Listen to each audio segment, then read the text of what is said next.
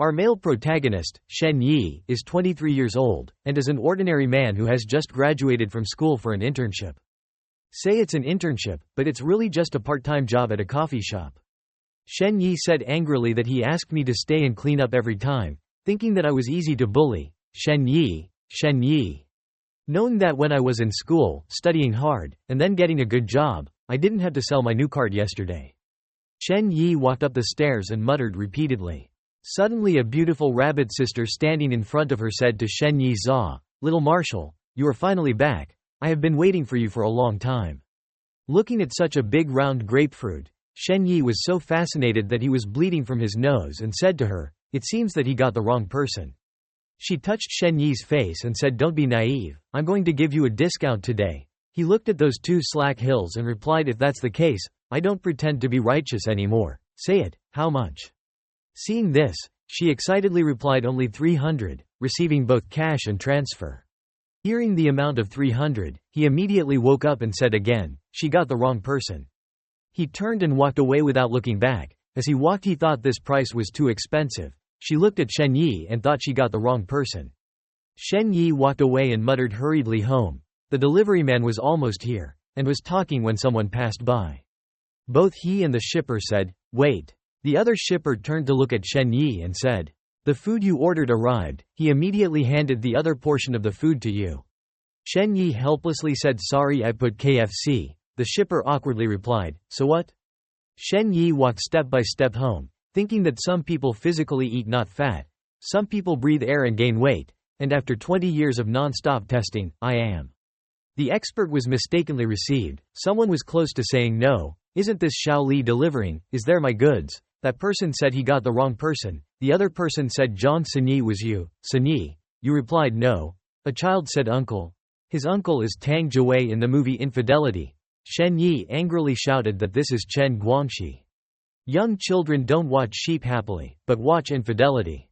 Cursing him opened the door of the house, but it also betrayed Shen Yi, preventing him from entering the house. Shen Yi kept opening the door, both angry with him and saying that this damn door was stuck all the time, and he couldn't even open the door for him. Suddenly the bulbs flickered non-stop. The space suddenly darkened. Looking up at the other light bulb, Shen Yi said tightly, "Even." Suddenly a voice that sent chills down his spine resounded in endless pain. Shen Yi looked around startled and asked who was saying that. His whole body trembled with fear. He stammered as if most speechless. Certainly, he heard, mistakenly, and then that strange voice sounded, "The lost man. Give it to the master, the blood of the ghost." Hearing this, the whole examiner stiffened. Although Shen Yi darkened, he thought that he misheard the thunder. This is not even haunted. These old rooms are easily possessed by demons. Shen Yi trembled and turned around and said that, "Demon, big brother demon, I think you must have received the wrong person." The strange voice sounded again, "The great body," making the world terrified. When the strange words were over, suddenly a thunderbolt rumbled. A red-eyed black crow looked down. Moments after lightning struck, the crows flew around. When the light came up and accidentally appeared an image of people wearing red hats, and they were standing at the bottom, of a guy sitting on a throne in front of him. He smirked and said to the great Qin Chi master, offering the sacrifice. A white-haired girl with red eyes and bound hands and legs kept begging them not to. He slowly approached the white-haired girl. His mouth was laughing and muttering endless pain, the beginning of the calamity. False white color yin yang, Koi Qin Chi master of the spiritual ear. Offer him the blood and flesh of the demon maiden.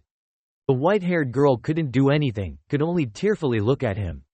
He again muttered the embodiment, the great body, which terrified the folk, and from the ground opened the sacrificial battle. He trembled and said that the summoning of sacrifices had been successful. It had been hundreds of years. "Great Qin Ji, are you really about to come down?" he shouted and cried with joy. The subordinates howled at the Christmas. They kept cheering like that. A thunderbolt passed by. The white-haired girl looked up with tears in her eyes. With that, the other man's tears fell. He said this time it was live. "That despicable mortal, I must not stay, follow me out of here, pious believers." A door gradually appeared. It had inadvertently caught the white-haired girl's attention. Certain noises came out. A monster with all spikes appeared. The trembling white-haired girl said, Koi Chin Kai Chu." Once again the lightning struck the monster. Melting candle. Her whole white hair was soaked with sweat, and her body gradually became hot. She felt extremely dizzy. Then 1 second why the white-haired girl fell. At this time, Shen Yi came out from the smoke and said, "Damn." He inexplicably glanced to his right and asked if it was Big Brother Devil. He said loudly to wait. Looking over, he saw the white-haired girl covered in sweat and sexy lying right in front of her. Shen Yi was bleeding from his nose and gave him a thumbs up, and said that this chest demon is too big. Looking closely, it didn't look like a female demon very much. Untie it first. He then quickly untied the white-haired girl with his hands. After he finished, Shen Yi said that this little lady had some intentions. Help the girl sit up and say why is she sweating so much, not a fever. Shen Yi poked the girl's cheek with his hand and said, "Sister, it's okay, wake up." Seeing that the girl was becoming aware, he blushed and glanced away, and said, "I'll take you to the hospital, look at you." A little strange. Suddenly Shen Yi froze and looked at the girl. It turned out that the girl was bowing in front of him and said Great Chin Ji. He looked at the girl in bewilderment and said she had gotten the wrong person, saying she probably didn't believe it, but I was the one who was easily mistaken. The girl, who seemed to be hypnotized, told Shen Yi that the Great Chin Chi Master, indeed the Great Master like in the legend, is a pious believer. I am not mistaken. He awkwardly said how he felt this wasn't simply getting the wrong person, how she felt about me. The girl immediately responded majestically and grandly. Looking at the silhouette of that terrifying thing, the girl thought indescribably. The thing's eyes flashed, staring at the girl. Shen Yi saw this, and was a little surprised. He approached and asked again, "Real or fake? You must be telling me." The girl, who was startled by Shen Yi, fainted again. Shen Yi felt a little suspicious that the girl was pretending. After all, he was not so scary in this situation. Shen Yi put the backpack down a little awkwardly. He hooked a pot of coffee from his backpack, and said let him take a sip to calm down. Thankfully he played games with stories. But changed to someone else suddenly like this, not crazy. At this point the girl opened her eyes to peep. Shen Yi looked at the girl startled and thought that she was indeed pretending. Shen Yi calmed down and muttered that she was not sure that she was lying. She must have thought that she was some evil god. If she hadn't, it would not be impossible to be mistaken for an evil god. Then Shen Yi calmed the girl down. No need to be afraid. What was her name? The girl rolled her eyes in amazement. She didn't expect the great god to go talk to such a despicable person like herself. The girl shyly said that the white color pseudo-bib is enchanting. Koi Chin Chi Master. The spiritual ear. My name is Aina. Shen Yi couldn't understand his thoughts and didn't expect his jaw to be so long, but the name Aina was easy to remember. Shen Yi showed a friendly smile and handed Aina the coffee cup in his hand, and said there was no need to be afraid of me like that. Shen Yi gave a friendly and easygoing smile and said to this girl, "This is coffee, do you want to try it?" Looking at the coffee cup in Shen Yi's hand. But in Aina's eyes was the image of Chin Jiji using her huge arm, handing her a cup like boiling water. Look towards the glowing glass of water. Aina thought that this was the way the god of wisdom took the life of the sacrifice. Aina then used her trembling arm to support the glass. Although she was extremely scared in her heart, Aina still seriously said that God Ming. Aina vowed to dedicate herself to him. Shen Yi finished listening, and thought in a panic, thinking about what I took your life for. Shen Yi seriously asked Aina, "Who are you? How did you summon me?" This time, Shen Yi's face became serious, and he said quickly and honestly, "Otherwise." Aina was scared and trembling. She stammered and replied to the great Chin Ji Master, "Aina is a sacrifice to summon you.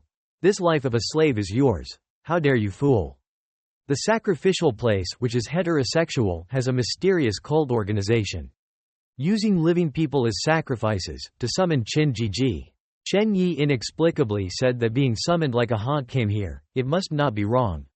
At this moment, the candle used for the summoning ritual was extinguished. Shen Yi was surrounded by a vortex just like when he was summoned. He looked at it and asked what this was, the end of the summoning. Before leaving, Shen Yi decided to do a small thing, for the poor girl in front of him. He said that Aina took my orders, she replied clearly. He laughed and then told Aina, "I ordered you to live on. For good." Shen Yi's image vanished in front of her eyes. Aina froze on the spot because of Shen Yi's words before leaving. Aina remembered their words saying you took her away before, just give her food, take it, use it later as a sacrifice. You exist precisely to be a sacrifice. To be a sacrifice, you should also feel honored." With a smile on her lips, Aina continued to transmit her great command and will. Shen Yi's words touched Aina's heart. She cried as she said, "I will definitely live on." After Shen Yi disappeared, leaving Aina alone with a questioning face, Aina looked down to see an object with a red liquid inside. "Why, is this a reward for Aina?" Aina asked herself. Aina still sat there monologues for a long time. The chaos of the congregation had always had the policy of worshipping and summoning Qin Chi Master, but in the past 1,000 years, the number of times Qin Chi Master had descended grace only counted on her fingers. Aina blushed shyly thinking about it, great master like daughter. But then Aina felt that it was completely absurd. Aina shook her head and said that Aina is just a mortal who can understand the thoughts of the great God. Aina holds the container of red liquid inside. Then bring yourself close with an amused face. The raindrops that fell on Aina's protective circle immediately evaporated. It was raining hard outside. Aina took the object and stepped outside. Strangely, as soon as she stepped out, the object immediately formed a shield around Aina. The shield radiated orange light and had terrifying power. The raindrops that touched that shield immediately evaporated. Aina found the scene extremely shocking. Aina walked while thinking that the rain had evaporated. It was the power of the great master. Aina looked at the object Aina was holding and said that even if it was a terrifying natural world, it was no match for the master. She continued her monologue with what she held in her hand. Aina from childhood grew up in an orphanage, without the right to go out on her own. This was the first time Aina had been able to roam the city freely, and this was definitely the reward that Aina's master, Belander, and it is the capital of Nolan, being one of the largest cities in the world, Belander. Aina moved on in the rain. Passing a diner, Aina smelled a fascinating smell from inside. Aina exclaimed that where is this? There was a very special smell. Aina stood back in front of the shop door and shook her head and thought. Hurrying back to the chapel was the most important thing. The scene in front of the shop then shook violently. That water bar slowly became faded. Suddenly a small vortex appeared carrying Yi Shen. Yi Shen wondered to himself where this was. Then the epidemic was dropped, and fainted on the spot. The next day Yi Shen woke up after one night of fainting. Yi Shen looked around and said it looked like a cafe, but it didn't feel like it was on Earth. After thinking for a while, Yi Shen realized that he was still in the world of that strange synagogue. Suddenly Yi Shen saw something. It turned out to be a painting hanging in the star shop. Yi Shen looked at the picture and wondered what kind of character this boss was. There was a woman who walked by Yi Shen and said an iced latte. Yi Shen's questioning face pointed at herself and asked me, "You answered no," and continued with 2 espressos. It seemed that Yi Shen had been treated like a waitress in the shop. Yi Shen looked at the picture again and wondered if the picture was hanging in this real shop. This boss is really strange. Yi Shen thought about it again. My physicality kicks in again. Then Yi Shen decided to leave all those thoughts behind to help, and then wait for the boss to return because he didn't know where to go. Yi Shen thought to himself when he was still retained as an employee. The older sister again ordered Yi Shen 1 glass of iced cappuccino. "Hurry up." Yi Shen obediently replied yes. The clock is slowly moving to 7:25 p.m. Suddenly, a group of big men with billowing muscles opened the door of the shop and shouted loudly, "Move your limbs at all. See what kind of shape you have." Yi Shen looked at those people with all his soul. It's been over 11 hours. Then the clock moved again near 12 o'clock. There is a voice from the guests in the boss's shop. "The photo is fine." Yi Shen replied, "Thank you, welcome." Then wiping the cup with paper and lamenting the human haze is really unpredictable. How could an employee who is healing not be like this? Yi Shen put the cup on the table and continued to say, "This shop is also doing good business." It seemed that Yi Shen realized something. He thought about waiting. Why hasn't the boss come back for a day? I'm gone. Isn't it a waste of effort to do today? Yi Shen thought about it. After all, there is a place to sleep here with food. Consider it as your salary today. Night takes up the whole space. The moon begins to glow in the sky with dark clouds. Then a scene in front of a house. A group of black-robed men called out to Mr. Norn. The man named Norn opened the door, and in reply this was the one who received the rehabilitation surgery. The men in black laughed frighteningly in response, "Yes." It turned out that the person the men in black were referring to was Aina. Aina was wearing a sad and annoyed face. After their conversation with Norn, the men in black and Norn escort Aina to a strange place with a terrifying scene. The darkness enveloping only the lone light from the burning torches. Norn said to take her over. Down here there is an operating room, renovation surgery will be conducted there. Aina with questioning eyes and fear of star renovation surgery. Norn led Aina to the door and said it was here. Here it was just us. Norn then immediately turned to the black-robed man and ordered him to be burned. The black-robed man with a triumphant face held a box of something in his hand and handed it out, adding that he would definitely be surprised. This was an unprecedented gift. Norn smiled back. Norn then turned to Aina and ordered Aina to take off her raincoat and lie down on the operating bed. Immediately Aina's hands were tied tightly on the bed. Aina had a sad expression on her face but couldn't do anything else. Just lay there waiting for the next thing to happen. Norn tore off one of Aina's sleeves, the squeak of a piece of clothing no longer in Aina's hand. Norn held the needle with a terrifying expression on her face, whose words were just as terrifying as injecting her with anesthesia first. Norn took the needle and pricked Aina's torn arm, the needle piercing Aina's flesh. Aina immediately felt the pain with a scowl and annoyance on her face. Norn then turned his back and said wait for the anesthesia to take effect and then start rehabilitation. Norn approached the box given to him by the black-robed man, slowly opening it to the light inside that gradually appeared, a red color of horror. After opening it Norn was stunned. It seemed that inside was something Norn had never seen before. Norn exclaimed this sacrifice, which was so successful, Norn said clearly in surprise. The object in the box turned out to be the one that Yi Shen had left for Aina when he disappeared, and Norn wondered if he had restored his master. Likes gray hair, red eyes.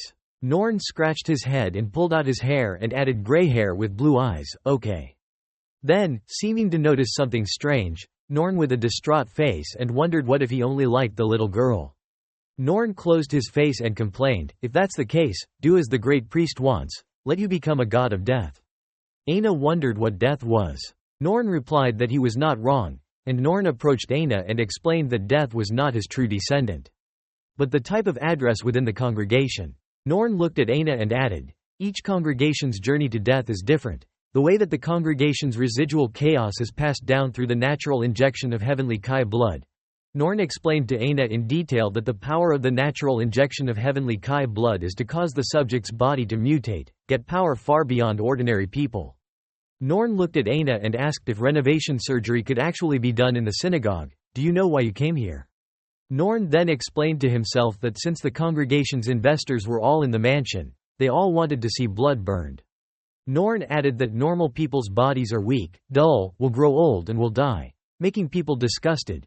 People here want to be gods, and people are lucky. Norn explains that you are the one sooner than all of us, to cross the human threshold.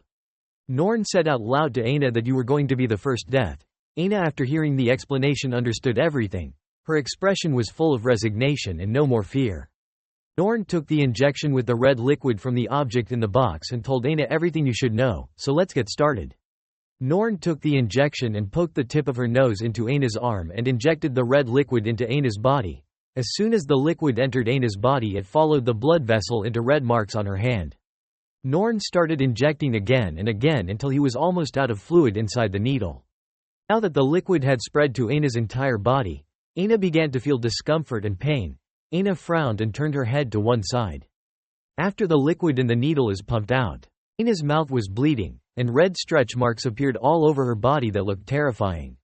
Aina grabbed her hand trying to bear the pain, but it wasn't until a moment later that the pain seemed to peak. Aina did not stand it and cried out bitterly. Her whole body was a red color of pain. After that pain Aina relaxed her hand and fainted. In a condition where both the mouth and eyes are bleeding, the red stretch marks gradually disappear. Norn had a disappointed look on his face. It didn't seem like you were the chosen one. Norn was furious. White hair with red eyes was just that. Aina's mouth fluttered in exhaustion. A will in Aina's head appeared with the next word. Aina added, I want to keep living. The scene moved to the shop where Yi Shen was staying. Yi Shen said that if he was here, he could still meet that girl, but he didn't want to have anything to do with the congregation. Yi Shen whined further looking at their kidnapping methods. You already know it's not a decent organization. Outside the rain was loud with the sound of thunder. A voice appeared in Yi Shen's mind, and Yi Shen wondered about the earthquake. The voice appeared hostile again. Yi Shen seemed to recognize the voice waiting. This voice was. The voice connected with the missed sentence across the bank. Yi Shen immediately realized that it was a new summons. thinking that it was because of the new summons. I don't know if there are any more sisters. Shen Yi smiled sinisterly. Then he stroked his cool hair. Stretch out your face, look up high and shine happily. Then he posed handsomely in anticipation. A strange voice said and then fell silent. Shen Yi waited forever without seeing, and then wondered why he stopped. Suddenly a golden light flashed and sucked him inside. Shen Yi helplessly shouted, I don't want to go yet. Suddenly the heart hurt intensely. He pressed his hand up to squeeze the spot.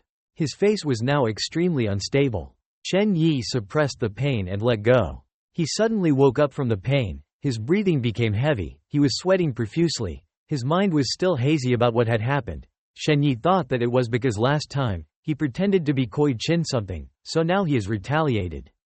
Where the flash of light in the palm of the hand is gone. Shen Yi saw that the heat in the chest area had spread to his hand, feeling that he could release fire. Looking at his palm, Shen Yi said very well, the middle two diseases, no one saw it anyway. Shen Yi jumped on the bed, patted his chest and said in a provocative voice, come and go. Next, he raised his hand and shouted, 3 crosses. He shouted out the name of the fire chain move. A powerful golden flame exploded. A shockwave caused his hair and ears to stand on end. Shen Yi's face fell out and called out the names of Wang, De, and Fat. The fire was so great that it almost burned down the whole house. Make him hastily collect the flame. The flames immediately shrunk. He looked at his palm as if something he didn't believe was true. So Shen Yi tried again. He exclaimed, flames immediately emanated from his palm. Then smoothly recorded by him. He smirked approvingly at his initial success. Feeling like a god. At this moment, he just wanted Alice to see that he was different. Unexpectedly, when he tossed again, the flames that flew out turned into Alice's shape. Shocking him shouted, Alice. Look at the flame bearing Alice's image. Shen Yi's heart was like a baby deer, thinking he was about to speak. Moments later, the flames dissipated. He lay on the bed pondering, could he still control the form of the fire? To demonstrate, Shen Yi tried again to turn the flame into an N shape. Then the letter B. And each time succeeded, making him feel like he was over the top. The fire was also getting bigger but not hot. So Shen Yi decided to go to the book room to get some books to try. He said to himself, there are so many books in the room, there are a little burning, and no one will find out. Shen Yi burned books. The fire immediately flared, digging into the book perfectly. Not yet craving, seeing that the fire has no power whatsoever. He strengthened again, the flames flared. Unfortunately, after a while, he looked at the book unharmed. So angry that he exclaimed, what the, there is a book that can't be burned, then threw the book straight against the wall, only to find it a waste of time. It rained heavily that night, at the Real Men Café. The torch creeps on the wall. The door to the room was pushed open. A blonde uncle in glasses pushed open the door and walked in. Not only had he lamented, it wasn't that simple. Then turned to leave, the disappointed uncle thought he had failed, and planned to change to the blonde boss next time. He contemplated letting this little girl handle it later. Suddenly the doorknob suddenly turned. A white-haired girl with a wounded face and a hot body came out to call him back. Koi Chin Kai, the great master. Aina said that she had succeeded.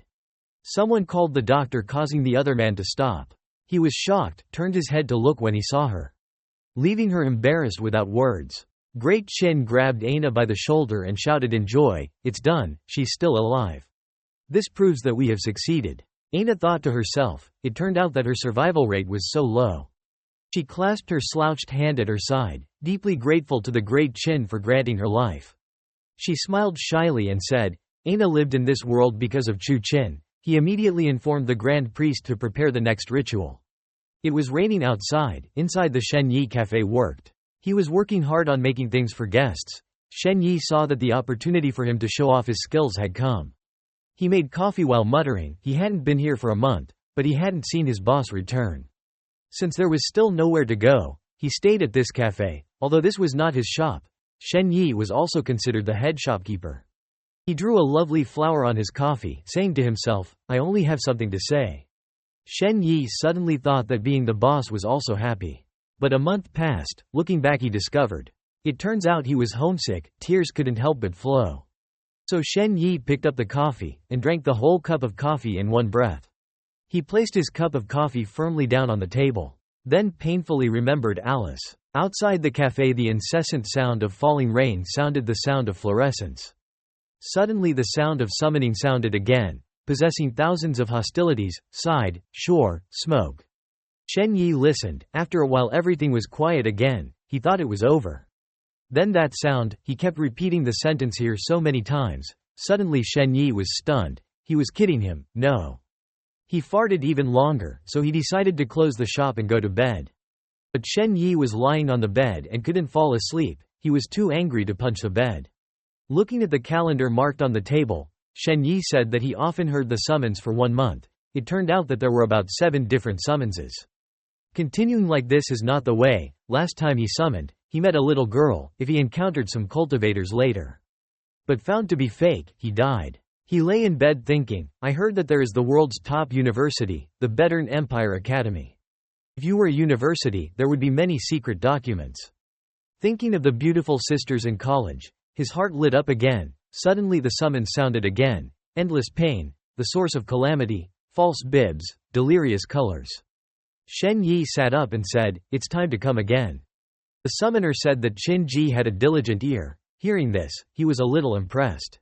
It was the girls' congregation. Suddenly a tornado arose, swept Shen Yi inside. For a moment on the bed only specks remained. In the sky, lightning flashed. 10 minutes ago, somewhere, a man wearing a hijab asked if his subordinates had finished preparing their clothes and could start. The summons still sound, endless pain, the source of calamity, false bibs, enchantment. The man stood in the circle of light, in front of which was the sacrificial table. Qin Ji presided over his bare ears. Please embody your great body. The man glanced at the others and thought to himself, will Master Qin grant favors so easily? This is nothing more than a way to extort your money, to pay the dues of the congregation. The fall of the god is only a one-sided word of Aina. Usually the descending of the god will be accompanied by a natural disaster. But he has checked all over the world that there have been no major disasters.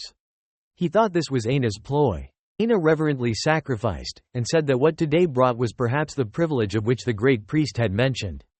Privileges, most of them possess miraculous powers. The magic room forbids ordinary people to come into contact with it, and most of them are sealed by them. Only investors can provide sacrifices like this. The other man said, so sacrifice it to the great Master Qin. Then he took the box and placed it on the sacrificial table. Inside the box was a white mask. Then he stood in the circle and prayed, Qin Ji is very divine, please show your great body. Suddenly a gust of wind came, the candle swayed. Then turn off the gulp. Outside the synagogue the rain fell pouring. Inside the man was still conducting the sacrifice. But waiting for a while didn't move. He was surprised that he could no longer hear the rain outside. The lightning still slashed the sky. He was suspicious and unbelievable, could not, because in the past 1,000 years, Qin Ji had only descended twice. Even if what Aina said was true, Koi Qin Chi Master, it was impossible to strike down twice in such a short time. Aina saw that the other party was stunned, and also showed surprise. She called, Koi Qin Chi Master.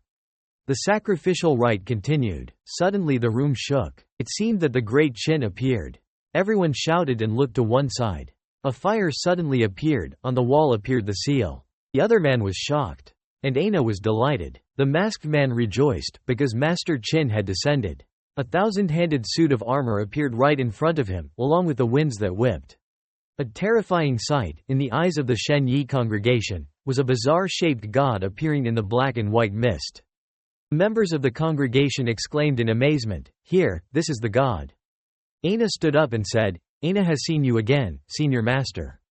Shen Yi's eyes in a bizarre shape glowed brightly, surrounded by small lights floating in the air. The light was as powerful as a flame, making a booming noise, causing the mist to be gradually encroached upon by small lights. The great priest with a frightened face said, Great Master Qin Kai. The light was still unceasing, and the great priest begged Shen Yi, begging him to be less angry. The great priest continued, forgiving the slave for disturbing him. The light was less burning than before. Shen Yi with a smiley face except for appearance. It seemed that Shen Yi did not understand what was going on.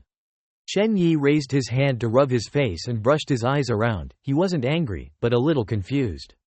Shen Yi grabbed his pants and said, Obviously nothing happened so many times.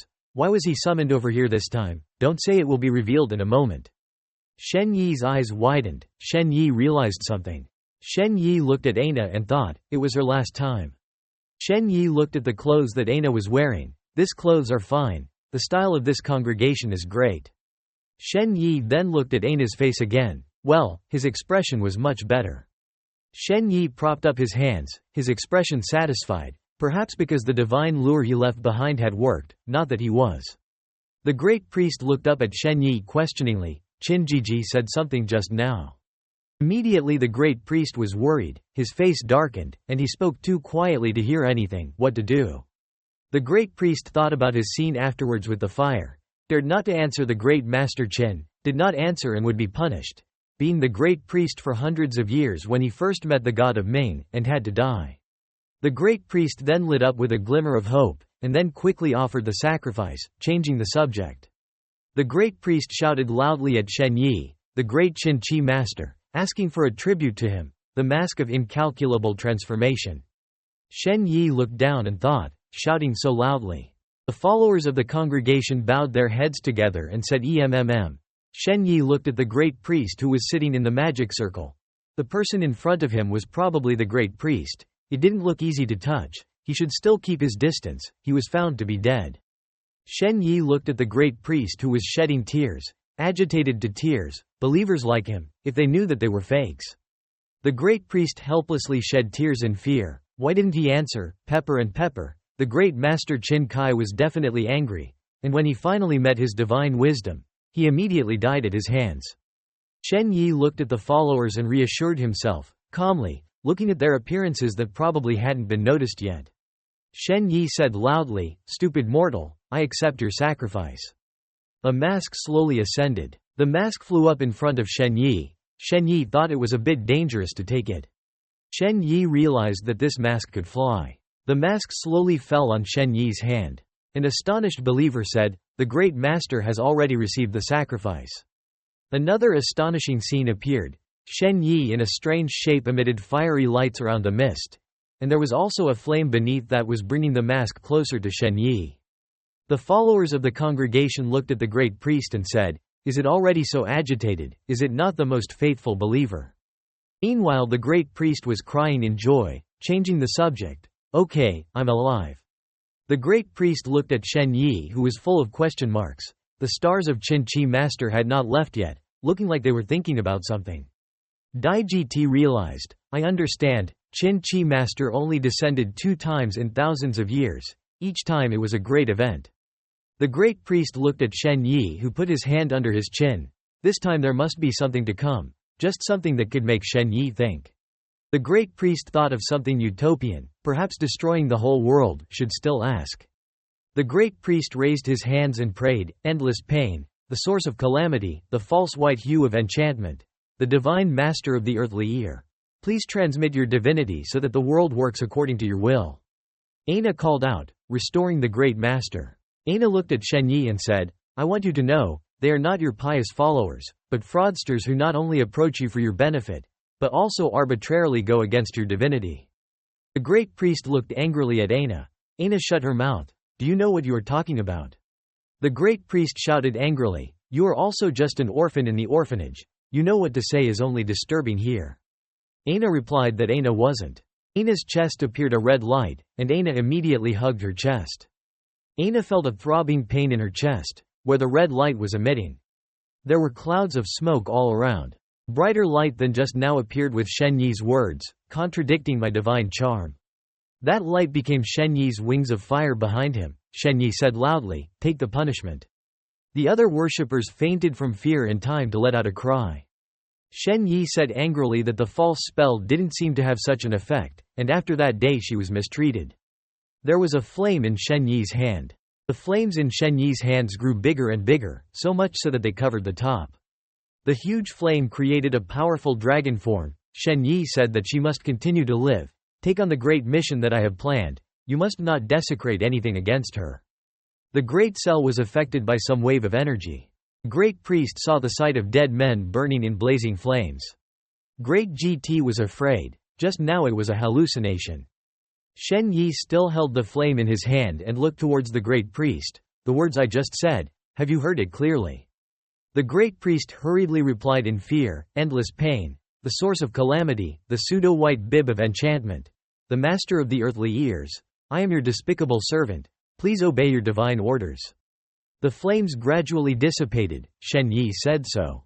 Then Shen Yi disappeared in a small vortex but left a message. Yes, I will go back to the world. You don't have anything, you don't need to sacrifice anymore. Aina mouthed an "oh" in amazement.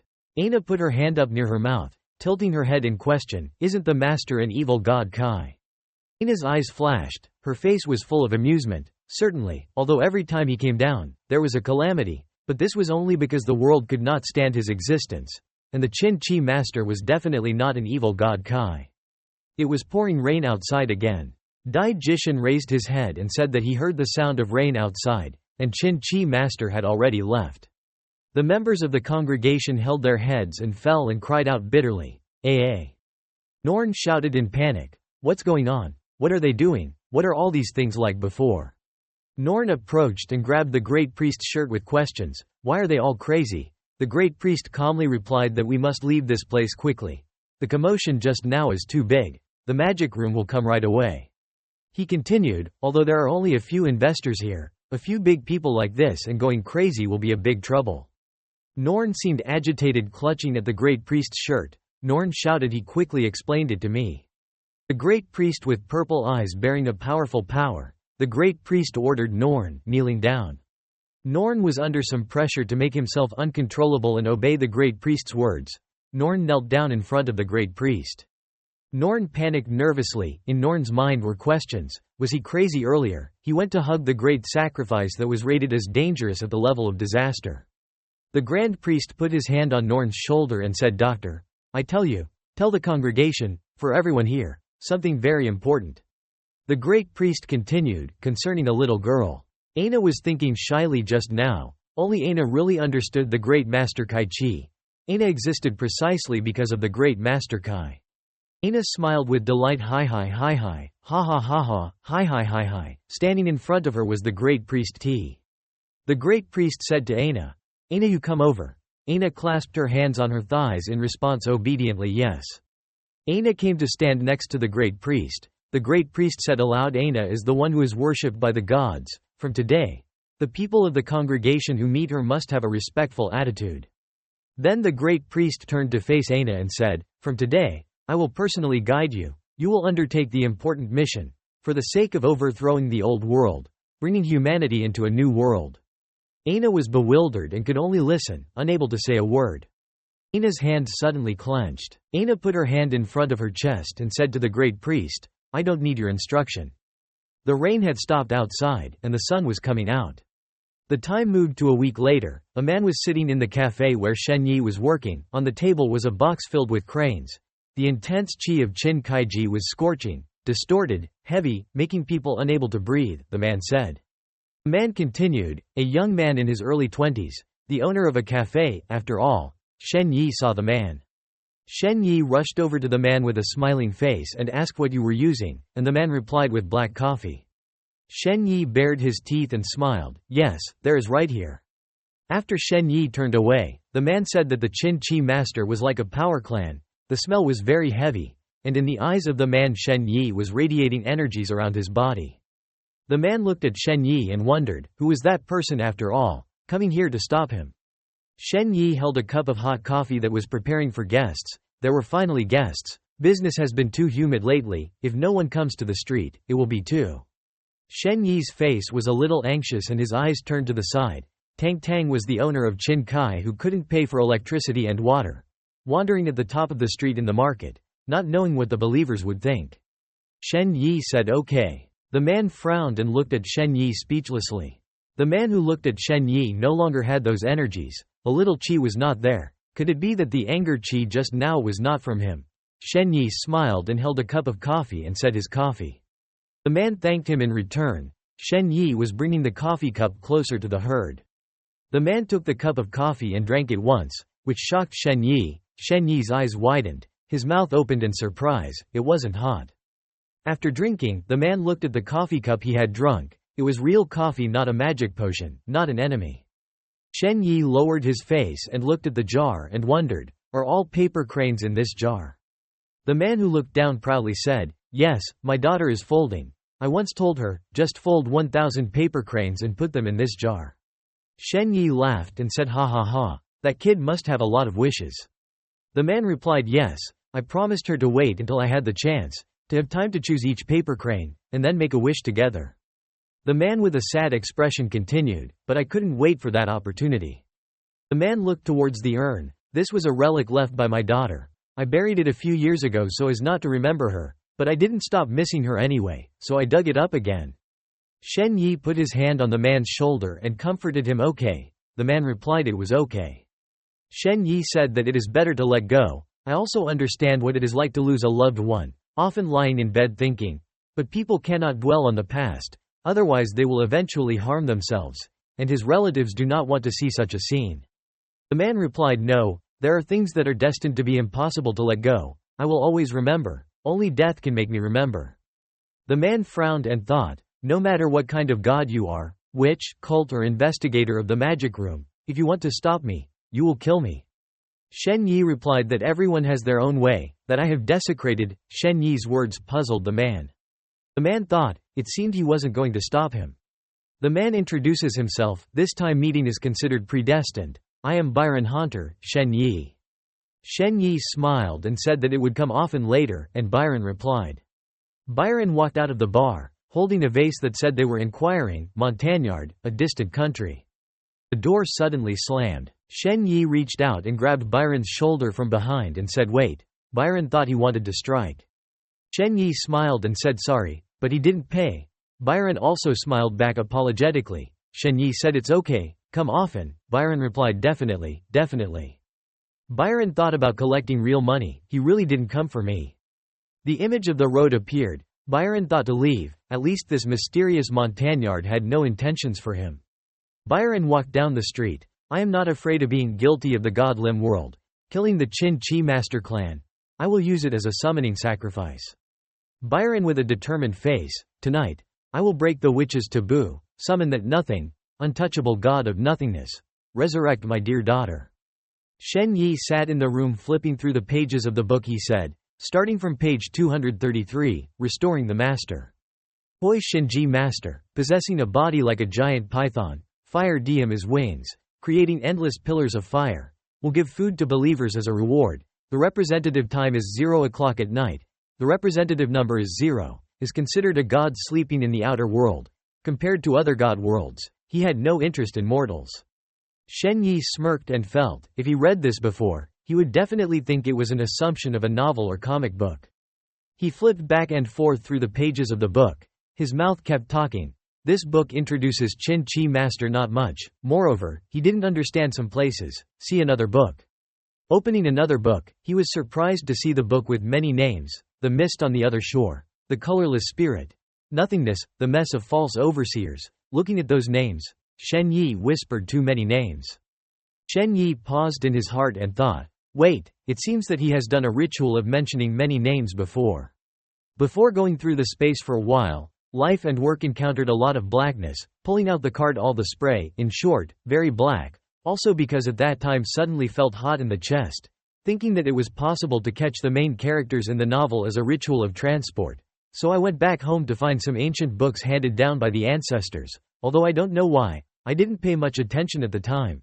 Then L followed the instructions when the ritual began. The way to organize the ritual is also not complicated. Stick the yellow piece of paper on 4 sides of one table. On each piece of paper will write a name written in the book, in addition to writing alone on one sheet of paper in it. Then rotate into the ring. And then read the mantra in the book. Shen Yi took a breath, waited after the spell ended, and took out the paper with his name on it. Finally, at that time, 2 days later, the rest of the sheets will be taken away. Shen Yi crossed his arms with a determined expression, then waited in the house for a whole night, but nothing happened. Shen Yi sat with his hand on his chin and thought for a whole night. Now thinking about it, piercing air and ritual have nothing to do with each other, and those guys. Why do you feel that life in the future will be full of dangers? I wonder if relying on this pile of fire can fool them. Shen Yi closed his eyes, raised his hand to summon fire. Behind Shen Yi was a giant dummy. After the second summoning ended, the scope of control was greater. Shen Yi took a breath and said, but unfortunately still has no power. can only bring a threat to play. Suddenly, Shen Yi scratched his head and pulled out his hair. Feeling angry, he shouted, "Why can't I go through it and still have such a corn, for the power that can only scare others?" After shouting, Shen Yi glanced at the mask, and then said that there was also this torn mask. It was obvious that the great emperor was very good, but in his hand it was nothing more than an ordinary mask. Shen Yi thought that maybe he didn't do it right. Shen Yi stood up and put on the mask and said, "Transforming." But still to no avail. Shen Yi angrily threw the mask on the ground and walked away. The mask faded to the ground. Shen Yi was surprised. It melted into the shadow. Shen Yi suddenly realized it and said he understood. Shen Yi started to go and get things. Mirrors, mirrors, okay. Shen Yi looked at himself in the mirror and then said, "After the mask dissolves into the shadow, I can change my appearance." He put the mask back on his face. The face gradually changes into someone else. Shen Yi shouted with joy, "Successful, just like him." His expression was also very natural. If you can transform your face, then can your clothes and body change. After thinking about it, Shen Yi immediately turned into a Superman. Dreams come true. A strange voice said, "White mist across the bank. The coming existence of the world of nothingness, unspeakable, indescribable." Shen Yi thought, the white mist on the other side of the shore seemed to have heard it before, but the summons did not seem to be the same. It turned out that different summons could be used to summon the same god. Look towards the door in front. Inside was Hanter summoning, unspeakable, indescribable. The girl stood reading prayers, asking him to embody, fulfilling the only desire deep in my heart. Hanter raised his sword to his mouth and read, April 30th, Valpus night. Also the legendary demon maiden. I have been waiting for this day for months. Jutsu has been transferred from ancient times to the present, summoning some of the gods among the ancient gods. He existed before man was born. It seems that nothing is unknown, nothing is impossible. He can give people whatever they want to know, just enough sacrifices, can give people pleasure and hope, can also bring them a pain and despair. Just absolutely will not be able to bring happiness. Hanter clutched the piece of paper in his hand, only wishing, even if I suffered torture I didn't care, I just needed my daughter to come back to life. Hanter's grip on the paper faded away. He then summoned again. Suddenly Hanter's eyes turned white. There was a certain inscription in his eyes. He said this was, the star. Gradually the words became clearer for him to read.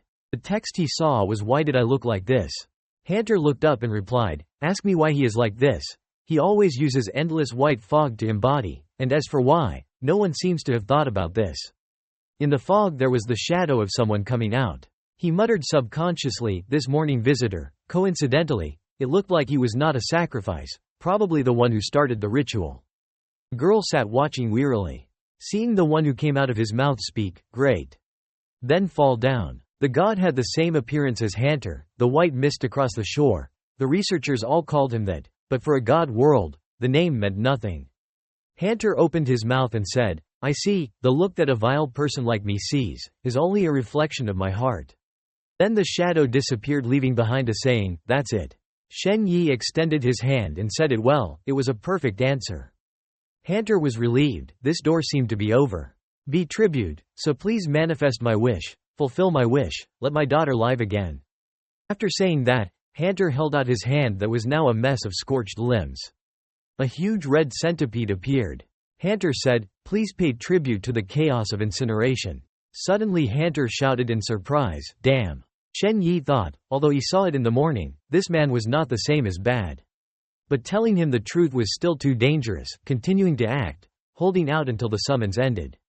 Then Shen Yi said to Hanter, you stupid prisoner, I will accept your sacrifice. The giant centipede was picked up by Shen Yi and then slowly disappeared. It entered Shen Yi's body at this time, turning into Hanter. Shen Yi said, this Byron is truly a dedicated service, there is no need for me to personally go over there. In Hanter's heart, he thought to himself, such a large body did not say nothing, but disappeared. It looked like it had been swallowed, even a little remnant was absent, the spirit will power, it was unpredictable. Hanter clenched his teeth. He shouted, please give me a way to revive my daughter. Shen Yi thought, of course. Shen Yi said to Hanter, although I don't know who you end up being, I can feel your love for your child. Hanter said sadly, I'm so sorry, I don't have that ability. In the origin of the Exo-Kai god world, it is written, The symbolism of all things in the world is a total of 8 types, namely Dang, Ngu, Ring, Mind, Abcution, Uncle, Initiation, East, while the symbolism of the Shinji throne is Abcution.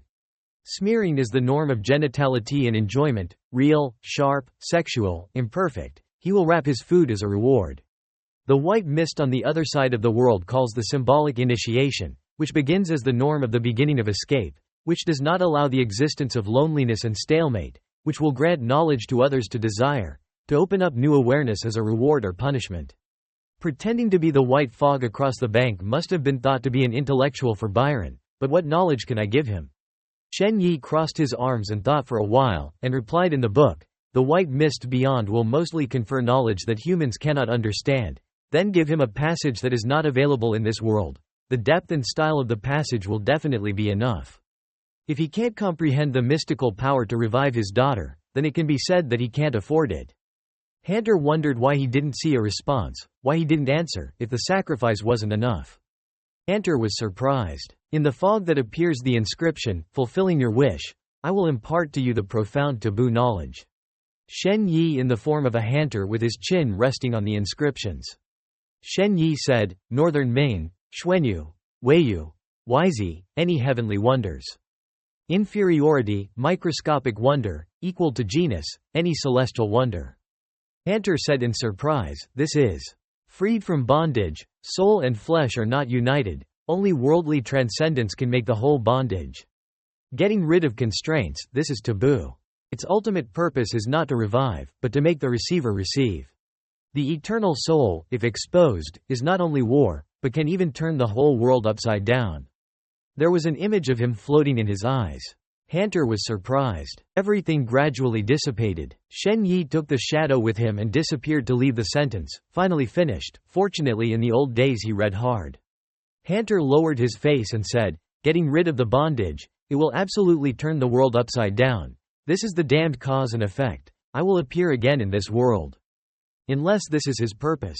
Not only instilling in us the knowledge of reviving the dead, but also instilling in us this kind of intellectuals of this level for us.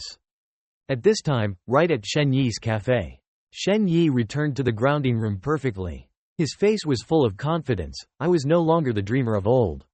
Looking at the phone that was currently 12:20 p.m., Shen Yi said before summoning himself to remember it was 11:30 p.m. It seems that in the book, it is not wrong. The white mist on the other side of the bank is the externality of the two-third divine limb. This summoning is no longer the Shinji master, but the white frost on the other bank. Will there be another summoning later? Time, some ancient castle, who summons Byron. The purpose is to revive his daughter. There's also this photo, but not knowing the specific location doesn't work for a while. Dare to risk to shoot again, later said that I will use it, 2 times before I regretted it, forgot to take it. So finally, come on, see what new power you get this time. Suddenly Shen Yi raised his hand and cried out quadruple A. But nothing happened. Shen Yi was depressed, there was no strength at all, and the fire diem was not stronger. The camouflage effect of the mask is very good. That's right, there's this too, Byron is really thoughtful, knowing something as big as this he can't handle. Shen Yi smiled triumphantly, I am the strength of the gods, how can I go and drag the body? Although that termite snake looks a little scary, I want to learn more about that area, which may work later. Shen Yi put it in the cupboard and said, keep it. The night was quiet. Shen Yi was sleeping peacefully and sleeping soundly. There was the sound of opening the safe in the drawer that opened itself. Fire diem rolled down. Suddenly the egg appeared. The giant centipede appeared in front of Shen Yi. Shen Yi turned around and went inside. The centipede stared at Shen Yi who was sleeping. Shen Yi didn't know what was happening, so he still slept soundly. The centipede wondered, restoring the master. The centipede approached Shen Yi's face. Suddenly something was changing. The centipede trembled when he saw the change. He quickly ran out of the room. The centipede looked at the sign left outside the door. It's confusing scratching your head. Its whole body glowed. The light kept getting brighter and brighter in the eyes. Suddenly the centipede turned into a cat. Then he turned and left in the darkness. It was raining outside, and a man named George with a scar that reached near his ear looked scary, and was one of Nolan's 7 A-list investigators. What is called A-level is that investigators can handle disaster-level threats alone. And he is the object of worship of newcomers to the magic room, with names such as Traditional Investigator, Monstrous Assassin, Immortal Ostrich. He holds an umbrella in a black coat quietly, walks calmly in the rain with a gloomy face. Suddenly a call came in through wireless headphones, with an expression on his face that could not be more disdainful, calling the other person to bother and asking to speak to the point. The other party who heard this hurriedly apologized, saying that he was too agitated. The other party began to say in a long voice that he was just an ordinary person, with only one heart. Alone. The man's eyes suddenly softened and seemed to think. It was still pouring rain. The other end of the line continued. Someone witnessed with their own eyes that the child holding that strange cup had stopped here for a while and had investigated the owner as an ordinary person, very clean. His identity was completely clear. If you ignore that good-looking appearance. Then, according to the rules of action of the ghost chamber, which required this man to investigate further, the man who stood on the porch nearby collected his umbrella and replied that he knew. After the call ended, the man fell into reflection again, thinking that this time it seemed quite serious and demanded incredible confidentiality. The man recalled the scene of a pregnant woman's bedroom with a mournful scream of evil spirits to Nolan, and then with a terrified face. Returning to reality, the man was frighteningly optimistic, with a very innocent smile, and said soberly, "What could be worse than the arrival of an evil god? After all, the worst result is the destruction of humanity." The man pulled a photo out of his pocket. The face returned to the same, regretfully saying that it would be a pity if it was a little clearer, as he said as he looked at the photograph in his hand. "The photo is quite blurry, then the baby's face can be seen in the photo." When the man stopped by the bar he needed to investigate ordered a latte. The owner was a young man in a pink apron who hated falsehoods, cleaning the counter, and answered yes immediately. The man glanced silently at the owner, who waited a moment. The man's face was still the same, showing no emotion. Feeling that the owner was an ordinary person with nothing special. This shop must have nothing to investigate, another useless investigation. The owner smiled and took out his latte and offered the man, at which point the man began to ask the owner if something strange had happened recently. "I mean, some unusual, confusing kindness." The owner put on a cute face and stammered that it wasn't okay. Explaining that the weather was not very good lately, almost no one came to the shop, said while thinking that the man still did not know his background and reassured himself absolutely not to reveal it. The man seemed to understand and thanked the owner. "The clock is only 2 hours short of 31 seconds. The man went to the cashier to pay. The owner kindly sent off customers. The man also thanked and complimented the coffee very well.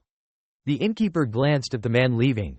Then he seemed to be just an ordinary person, thinking that he thought a lot, because he saw that the figure of the man looked terrifying. The owner's phone on the table was now 9 o'clock without minutes. His hands trembled. His expression was wistful, seeing that there was a cold aura moving in his body, assuming that the time to prolong the strength would be very long. Not after summoning it was immediately obtained. At this time the phone showed 9 hours not 5 minutes. He starts working in a super cute way. But did not render him helpless. He can still sense it and can control its flow in his body, a terrifying flow of power. His body suddenly turned into gas. He shouted, "A white aura." He is able to control body movements in the form of gases. White air flows away from the cashier. Then gradually recovered to the same. The process just now took about 10 seconds. He found it more useful than fire diem. At least it could be used for him to escape. Suddenly the door to the shop opened suddenly, and it turned out to be the man the investigator had just now. The owner suddenly hurriedly asked why the man had returned. He felt it was too dangerous if the man who entered a little earlier would be exposed. The man replied that just now, standing so far away, he could clearly feel the smell of the evil god, which was an unimaginably terrifying power. The man thought to himself that he had seen the wrong innkeeper. The innkeeper suddenly burst out with a powerful blaze like Son Goku's Super Saiyan. The man stood there, bewilderedly asking himself why he was running here, feeling that the feeling of oppression was much stronger than standing outside.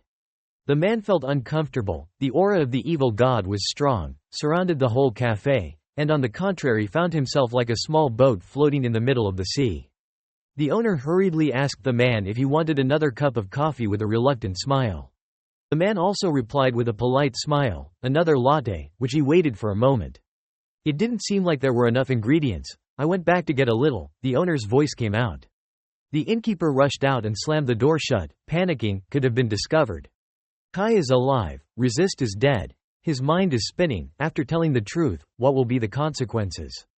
He scratched his head to reassure himself that he could only think of a way to continue acting. There was only one man left in the shop, who also discovered that the purpose of the owner leaving here was definitely not due to insufficient ingredients. If there was no purpose, why did he suddenly emit such a powerful exotic qi, and especially lure himself here? The sweaty man drowned in thoughts. Finally the man concluded by asking what his purpose was, his gaze glancing towards the counter as if searching for an answer to the question just now. His gaze bumped into the phone the owner had left on the table. It seems that the man has found the answer, holding the phone, thinking the owner wants him to see this. Turn on the phone. Unlocked phone. Go to the photo retention section. Catching the man's eye was a bunch of gray-orange meowing pictures. You were skinny and you were super cute round fat shafts. Helpless man, likes cats like that. Next glide was suddenly stopped by a particular photo. The man exclaimed in panic, his eyes showing astonishment. Although there was only one corner left, it was certain that the blue zigzag pattern was a utopian character summoning battle. The man's face looked gloomily at his phone, to see what information he had given me after all. The owner came out with the ingredients telling the man to wait a little longer. But when he came to the place he saw the man nowhere to be found, he was bewildered. He wondered why he was in such a hurry. The phone was still on the table. At the place where the battle was filled with cold darkness. The door gradually opened. It turned out that the man investigator, who seemed to have figured out where the answer to his question was. Stepping deep inside the man felt an extremely strong residual aura. Something appeared before the man's eyes. A towering black figure appeared with eyes like fire. At this size the man would be nothing. What was left was not Qin Zhangzi's aura. The man looked up and wondered why this guy was here. The fire-colored monster rushed towards the man, who immediately used the Chaos Branch move. Thus, he could dodge the attack from the monster quickly and rush out of the white smoke. Use one foot to ground quickly. Immediately gaining momentum to jump high to dodge another move of the monster. The monster slammed into the ground. The smoke flew again. The man turned upside down as if he were falling to read the name of the third rain. The man's face couldn't have been more handsome now. The man turned out the small knife. Although it is the second rank in erratic, calamitous, distorted, untouchable, it must be enough to deal with you. As soon as the man flew the knife away. The monster, as if detecting something. He turned to look at the knife flying towards him. The knife passed over the monster's head. The monster still looked at the knife. Its big round eyes looked adorable now. The man landed, not expecting to land right in front of the monster. It opened its mouth wide to reveal its spotless white sharp teeth preparing to devour the man. The calm man who showed no sign of fear reminded the monster to be careful on its head. The knife stabbed the monster in the head. Blood splattered. The figure looked very painful. The man was still standing there right in front of the monster. Again the face showed no expression at all, and was unwilling. Create a new knife identical to the one just now. The monster seemed to be aware of the danger posed by that knife. Rushing out through the broken wall. The man said it was useless. As long as the monster still existed in this world, it would be hit. As soon as he finished his sentence, he flew away, the knife in his hand. The knife rushed at alter speed. The yellow jewel stood out on the hilt of the knife's grip. A flash of light. The monster's scream echoed the forest. The man went on again, and he said, flew the other knife in his hand. And then again to the adversary.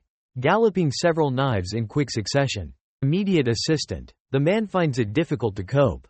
2 fingers, 2 toes. Plus half of his face seemed to be drained of life. A total of 5 attacks were not possible. It was pouring rain outside. Such a level of aggression could not kill it no matter what. The man felt that his calculation was too poor. If he was a witch he was afraid it would be easier to deal with it. The man covering the umbrella stepped out of the wreckage, not knowing how that Byron was now. Chaos Kai race is the clan of Qin Chi Master. With the remaining Chi here is probably the white mist on the other shore, and while thinking, he activated the headset that was always worn by his ear. It seems that this place is called Bellander's Rain. The number of performers here is not small. The headset was connected to the other end of the line. A man named Onder. The man said he would write a detailed report. A complaint filed with senior officials of the Magic Bureau. And the level of danger of the man. Meaning that the owner was afraid he could not contact. 2 months later, still in the familiar sight outside in the pouring rain, a light appeared on the roof. Move into the other water bar. It turned out that it was the power flow of the innkeeper. He retracted, The extreme distance was about 300 meters. Through fire diem he could feel the voice and appearance of the passerby. In his mind there was a very clear pattern of movements. He thought of the next thing. Shouting and maneuvering. Who didn't know he went crazy? Punched down on the table. The hand immediately turned into a haze. He complained that only turning the clouds was not finished. He had to transform the clouds in an instant to be effective. Unfortunately, his cloudy body still can't turn as small as he wants. He can only turn his arms into clouds. He brought out the so-called fire diem again.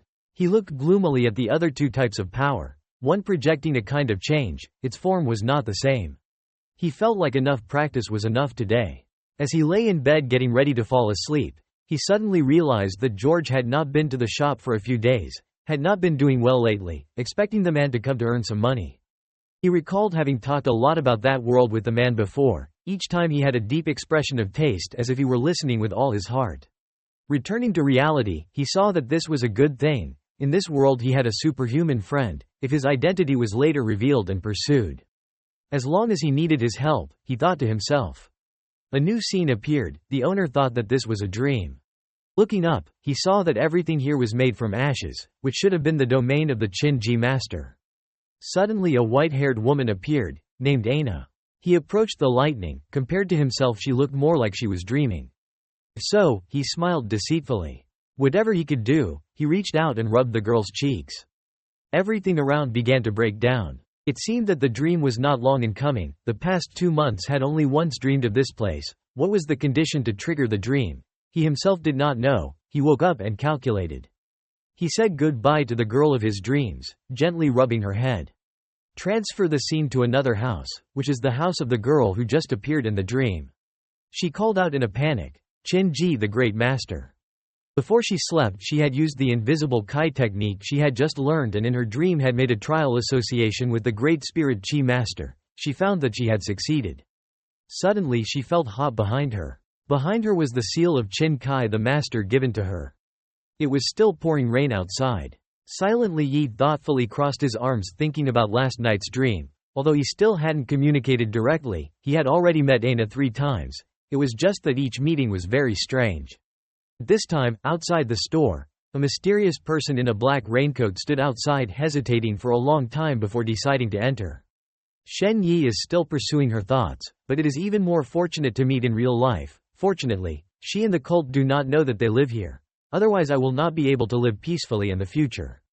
As soon as the words were finished, the door opened. The mystical figure in a black raincoat entered the shop. That person was none other than Aina, and the spirit of the two said that someone came. Shen Yi saw that Aina rolled his eyes in amazement and looked at the face that couldn't be more familiar. It was not good. The mask changed his face and left it in the drawer in the room. Now what to do? If he is recognized, death is certain. Shen Yi quickly turned her back and asked Aina what she wanted to drink. It seemed that Aina didn't understand Shen Yi's meaning. She took off her raincoat and then asked Shen Yi innocently with her eyes. Shen Yi was extremely panicked at this time. He didn't know that in the eyes of the believer, he had a completely different look. His mind was full of wild thoughts. How did she know that she was here, and even came here?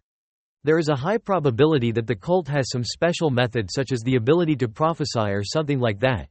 You have to quickly think of a way to distract her. You have to follow the javelin. Shen Yi said mysteriously. She finally came. Shen Yi thought that his identity had been discovered. After all, he had already appeared in front of Aina's eyes twice. Shen Yi thought that Aina had suddenly encountered the god limb that she admired would be amazed. But life is not like a dream. There are countless question marks on Aina's head. She absolutely does not know who the nerve in front of her eyes is. Shen Yi didn't expect that she could find this place, saying what happened this time. But Aina's answer made Shen Yi froze. I don't have anything to look for you for. Shen Yi was a little confused. She didn't seem to have any malice, so Shen Yi was also a little reassured. He suggests Aina a cup of coffee to relieve her fatigue, but Aina doesn't know anything about coffee. She hasn't been exposed to the outside world since childhood, so everything is new to her.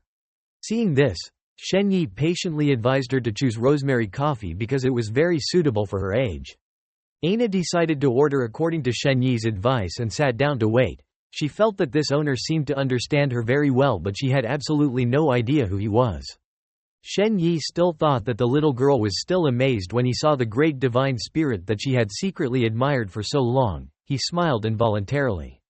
But the truth was that Aina sensed Qin Chi's aura hanging around here, so she decided to enter this cafe. As for the dumbfounded innkeeper, she was completely unimpressed. Shen Yi raised the cup of rosemary latte. A friendly smile started talking to Aina. She must have wondered why I was standing here. Aina had a suspicious expression on her face or didn't understand anything. I was just sensing that this place had the aura of the great master. Shen Yi realized the problem at this time. It turned out that she was delusional all along. She didn't recognize herself. Saying that, there is that smell on my body, pepper, and I don't know how to get rid of this qi. If that's the case, the only way is to continue acting.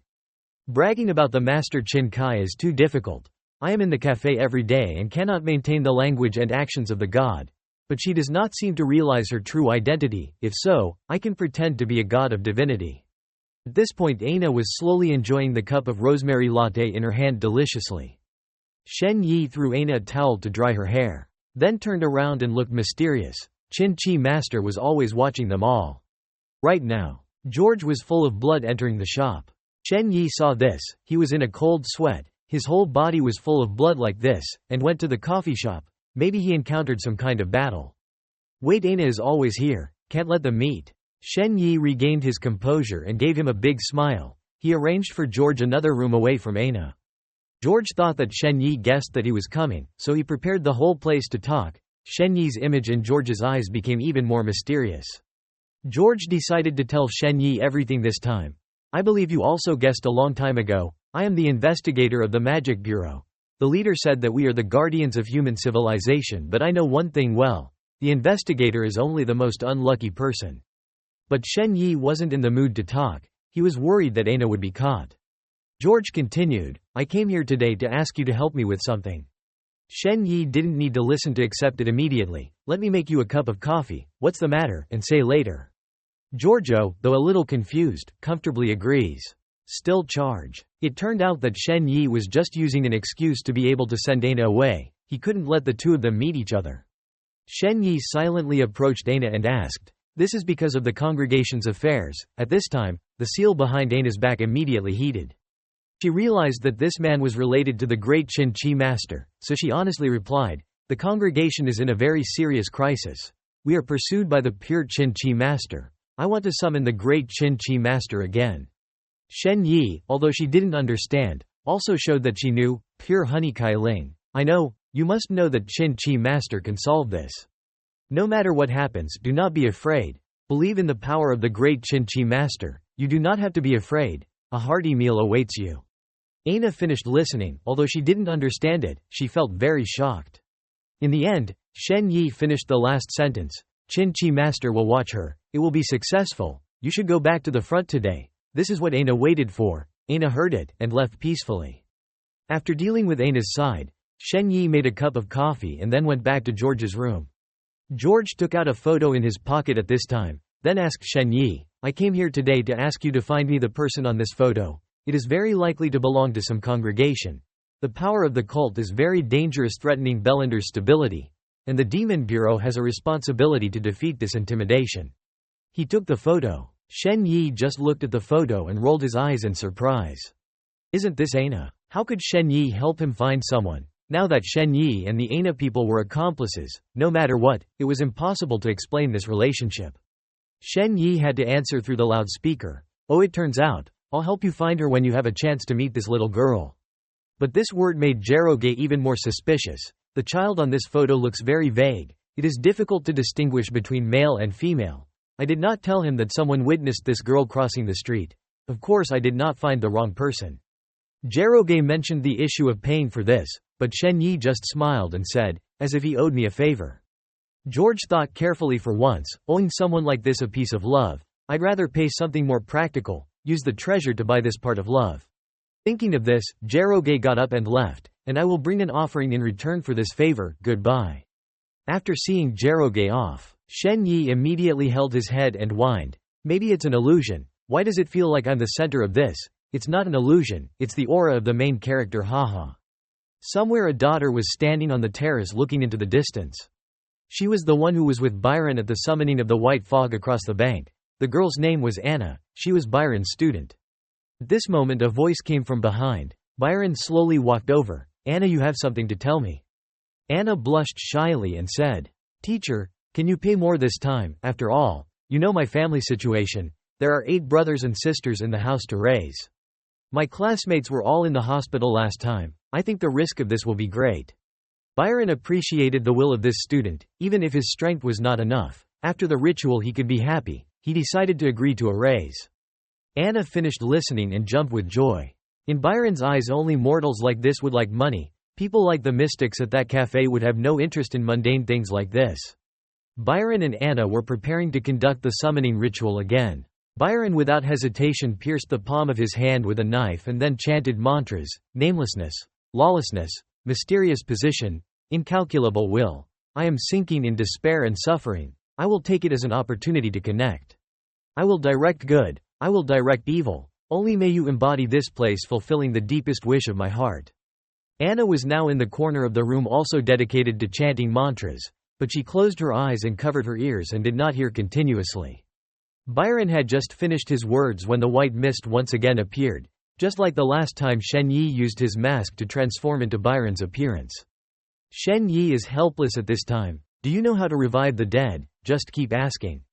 As soon as he saw Shen Yi appear, Byron immediately said, possessing all kinds of white mist covering the whole world. His strength is extremely strong. It's just that I am really too useless to understand the task he passed on. Of course I don't understand. Shen Yi just said indiscriminately that day. It's strange to understand. Shen Yi put his hand in his pocket and walked past Byron's face. Did you ask too much? Indeed, as Shen Yi guessed, Byron couldn't see him. Byron heard his words and hurriedly explained, I have indeed asked for many, but I yearn for your great knowledge that fascinates me. Shen Yi walked towards Anna as he said, your wish will come true. As long as you paid tribute to the appropriate sacrifice. Shen Yi took this opportunity to capture Anna's face with his phone. Not only that, but he also took pictures of this room if he would ever use it. At this time, Byron offered the sacrifice as a rotation ring. During the day wearing it will have a lot of luck, in the evening wearing it will increase the darkness. Shen Yi looked over and saw that the ring seemed to be made of silver and took it. The utility bill next month is about to be unpayable, if not, sell it. Shen Yi stood still and thought for a while about which passage he would read this time. At this moment, Byron's daughter Ifu pushes open the door. It seems that Byron succeeded in reviving his daughter. Anna heard the noise and opened her eyes to look. Just saw his body image divine. She could not bear to faint on the spot. Ifu ran over to Byron's side feeling a little panicked. I seem to have had a long dream. In the dream someone was waiting for me, calling me, wanting me to wake up. This dream is too long, I thought I would never wake up again. By the time I felt so chilly, I finally woke up. Shen Yi witnessed this scene and rolled his eyes in surprise. He had already revived his daughter, after all. How could he comprehend something from Xiao Daoyu? Although I don't know how he did it, this will make him even more confident about his divine identity. Shen Yi, after thinking about it, used his solemn state to say, when your sacrifice makes me satisfied, you will receive a worthy reward. The next time you summon, you will have to offer another superior sacrifice. These words meant that the god was not satisfied with the sacrifice this time, so he would not pass on the taboo knowledge anymore. Byron's face showed an annoyed expression. At this moment Ifu spoke, your father felt a very close aura. It seemed that someone was looking at you in this mist. You felt very happy. Byron's gaze suddenly became very dangerous, glancing at his daughter. He gave a savage smile, his head bounced dark thoughts. Ifu was caught by the white fog across the bank. Consecrating Ifu will probably receive new knowledge, new taboo knowledge. Ifu realized something was wrong and put his hand on his shoulder. Dad, what's wrong with you? Byron had just woken up now. He didn't expect to have such thoughts. Byron's eyes filled with tears. Come hug my daughter tightly. I'm sorry, Ifu. I can't let you get hurt no matter what. I will never, anyone or anything take you away. Ifu also felt his father's love and comforted. Well, Ifu won't be going. At this time Byron raised his face to the sky and shouted, possessing all things. White fog covered the whole world. Next time I will definitely offer him a better sacrifice. Until then I hope you will not keep an eye on my daughter anymore. Shen Chen ran out of words. I just looked at your daughter for a moment and reacted to this extent. Byron knelt in the white mist. A few days ago, the pure honey branch invited me to make an alliance. The condition they gave was that the divine treasure was granted disaster. Originally Byron had no intention of having anything to do with the cult, but now that he was out of the way. The atmosphere around the cafe was silent. Suddenly there was a sound. A light entered the boy's body, causing his whole body to glow. Indeed, the power was already stronger, not knowing what level it could reach. He tried to walk to see how strong he was. His fingers all turned into white flames. His expression was a little helpless. Unfortunately, the ring was obtained in that Byron still did not know how to use it. Hayes, after all, his mystical knowledge was too great. He put his hand to his chin thinking, should I go to work to earn money, to buy books on mysticism? He smacked his mouth, his face uncommitted, then what else could he consider? He continued to ponder, or maybe insinuate to George, so that he could take the initiative to speak and use this ring. Just make up your mind. He took out a raincoat and placed it on the table. Raincoat printed with Alice's picture. This is an exclusive raincoat designed by him. His face becomes happy. Now I have to go out with Alice. No tiger is spending a lot of money. The material colors are very good. The heavy raindrops fell incessantly, making him a little uncomfortable. The rain was so heavy. Shen Yi caught a bus, hurriedly got on the bus. He said that the last time he was summoned by Byron, he took many photos. There was a photo of the architecture outside. After getting into the car, Shen Yi took off his raincoat and picked up his phone. He speculated that it was probably Bellander's suburb. He looked at the photo he took. From the window he could see a whole forest of trees. In the distance there was also a long flowing wall. He tried to remember the location. If he remembered correctly, the location of the wall in the photo would have a crystal path as an observation deck. He drew a map in his head. The city here is divided into 4 zones. Bellander is considered the center of finance and foreign trade. West Bayland has Nolan Palace, the Prime Minister's palace, the headquarters of all levels of government. East Bayland is an industrial area and a workers' residence. South Bayland has industrial and mixed housing. It turned out that the wall in the photo he took was the wall separating each zone. The borders of each zone were separated by large walls. The wall was very high. Ordinary people who wanted to leave the street had to file a petition with the mayor. The rain was still torrential. Shen Yi hurriedly put on his raincoat and got off. He walked to the observation deck. Shen Yi thought that with this bad weather, he must only go to the observatory. As soon as he finished speaking, he was hit with a really painful fig quickly. It turned out that on the observation deck there was a girl standing on it. She was wearing a blue raincoat, with her back to him, looking in the distance. She seemed to have spotted someone behind her. She tilted her head slightly to judge the person behind her. It seemed, it was a high school student. Her expression was a little suspicious of the Shangxuan people in this world, first time. The boy didn't care about the girl anymore, ignored her, did something important first. Then he took the binoculars he had prepared and looked at it. It was here, this angle, this position, maybe not wrong. He looked into the distance through binoculars, looking for the target he wanted. He saw a very large mansion, a mansion too big. Byron was a witch, so maybe there was another identity. The whole mansion was a mysterious black. Around the mansion were trees with trees. Plus this rainy weather makes the villa even more monstrous and gloomy. He reached out and adjusted his binoculars, thinking that for the next long time he would be a special fraud. The more information he knew about the victim, the more he would be able to come up with heavenly opportunities that terrified the other person at any time. Like this could ensure that he would not be exposed. Brian summoned the god Lim Swap. Definitely not allowed. If he knew his identity, he could only inform George about him. He continued to look patiently at the binoculars, finding that there seemed to be a girl coming out of the mansion, that fainting girl. The girl was wearing a school uniform. Her whole body did not hold anything to cover the rain. There was a bus coming. She hurriedly got on the bus. This bus passed many stations, but looking at the clothes, it was probably a student. This bus just passed Bellander Academy, with her age matching. Shen Yi pondered, saying that Brian was also from the university. He felt that there was not much information. He decided to leave here. Before leaving, he didn't forget to look at the girl standing with him on the observation deck. That dark-haired girl was raining like this to the observatory. Could there be a secret that couldn't be revealed? He didn't know very well. He felt like everyone was unusual lately. He didn't think about that girl anymore. Turned to leave. I've been doubting too much lately. Hurry up, after all. Someone who has nothing to do with me. The girl on the observation deck sighed in relief. She had always been nervous, afraid of being noticed by the boy. She pondered the aura of Qin Chi Master so strongly, who he was after all. Because she couldn't see the other person's face, the boy's aura was so great that he almost fell. She took a deep breath, muttering as she almost pulled out her knife. At this moment, a middle-aged man, hair, ears, beard, jagged beard, holding an umbrella, walked towards the girl to say hello. "Oh, are you my new teammate? High school student, are you Su Ling?" The girl was a little bewildered but still said, "No, I am a student, in my first year at Bellender Academy." The middle-aged man sighed slightly. It seemed that Nolan was about to die. The ghost room sent a high school student to be my teammate, Highs, to hurry back to the elderly. The girl was angry when the person in front of her looked down on her like that. "I said I am a student. I am 17 years old this year, but I have already gone beyond college." The middle-aged man is still as leisurely as before, but his age is not a high school student. The girl angrily shouted, "I'm a student," and the middle-aged man swiped his ears with his hand.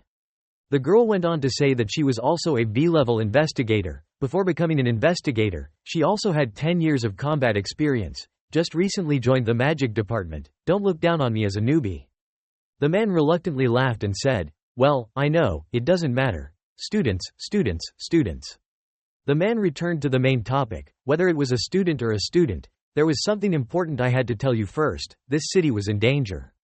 It would not be long before some congregation in some club in this city would hold a new summons, and the valuable sacrifice they chose, Bellender."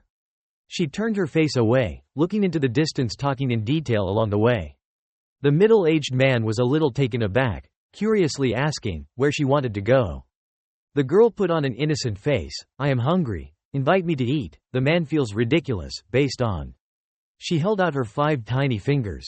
"Seriously, explain first, because you are a senior and I am a newcomer, of course you have to invite me to dinner."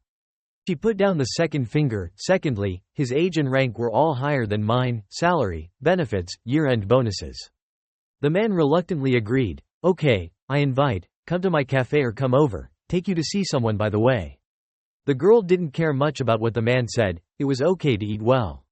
Shen Yi, after returning to the cafe, rushed to the bathroom, turned on the warm water, removed the clothes that were stained with rain, wiped his body with a towel, take a comfortable bath. After taking a shower, to the library, one trip. He stood in front of the mirror, last time asking him to borrow books once, this time asking this face of him to go to the library. Suddenly there was someone's voice outside. Was anyone here? He raised his eyebrows slightly, but immediately he recognized that voice, George's voice. He immediately changed his countenance, became cheerful, hurriedly wrapped his towel around him and sped out of the bathroom, "Coming here." The girl and the man walked into the shop. She looked around and saw no one. She asked again, if anyone was here, but got no answer. She said to the man behind her, who he said didn't seem to be here. The man replied, "The door was still open, he must still be here." A voice said that it rained like this, and he still came, causing Su Ling to startle and look. The boy was well dressed, wearing an apron with Alice's picture on it. His whole body was fire. He greeted the man happily. "George, my cafe is your love." After hearing the boy's words, Su Ling instinctively turned around. The girl completely did not realize that the boy was the one she met on the observation deck at the time. Su Ling glanced over and looked, then saw a glowing book. In the girl's mind appeared many images of the frantic man. Burnt houses. The black sword is planted in the ground. The look on the girl's face seemed very hateful, if possible. It's best to drive them all away. The boy who had just looked at her realized. She was the girl he had met at the observatory earlier. "I thought the magic room only recruited adults." She was a high school student. The girl mused, remembering what the man said while on his way here. For this man to temporarily observe with communication was the main thing. She lowered her face, wanting to counter but not daring to anger the boy in front of her. She said, "Student." The cheerful man, on one side, said, "Well, freshman, it's no different than a high school student. Plus she's only 17, so it makes no difference." She was angry but couldn't say a word. The man returned to the main topic again. His expression became serious. "Let's introduce here. Let's talk. Last time, earlier, I asked you to find someone." The boy said with a smile, "Old rule, George, order 2 cups of coffee. The rest we will talk about later." The man nodded in agreement. "Okay." The man who wants to drink a latte should tell the guy to make a latte for him. "Give me the latte." "Yes." The girl's eyes sparkled. The cafe not only sells coffee but also cakes. The girl picked up the menu and took a quick look around. Constantly ordering ice cream cakes, sandwiches, tiramisu, milk tea cakes, bagels, macarons. Every second portion. Shen Yi was a little stunned. He had met someone who came to the cafe just to eat full. He asked what coffee to drink. "It seems that in your country, you have never drunk coffee, so you do not know very well. I do not understand coffee very well. He decided to go. Shen Yi replied that if that's the case, I'll prepare this for you. Make sure you're satisfied. She nodded in agreement.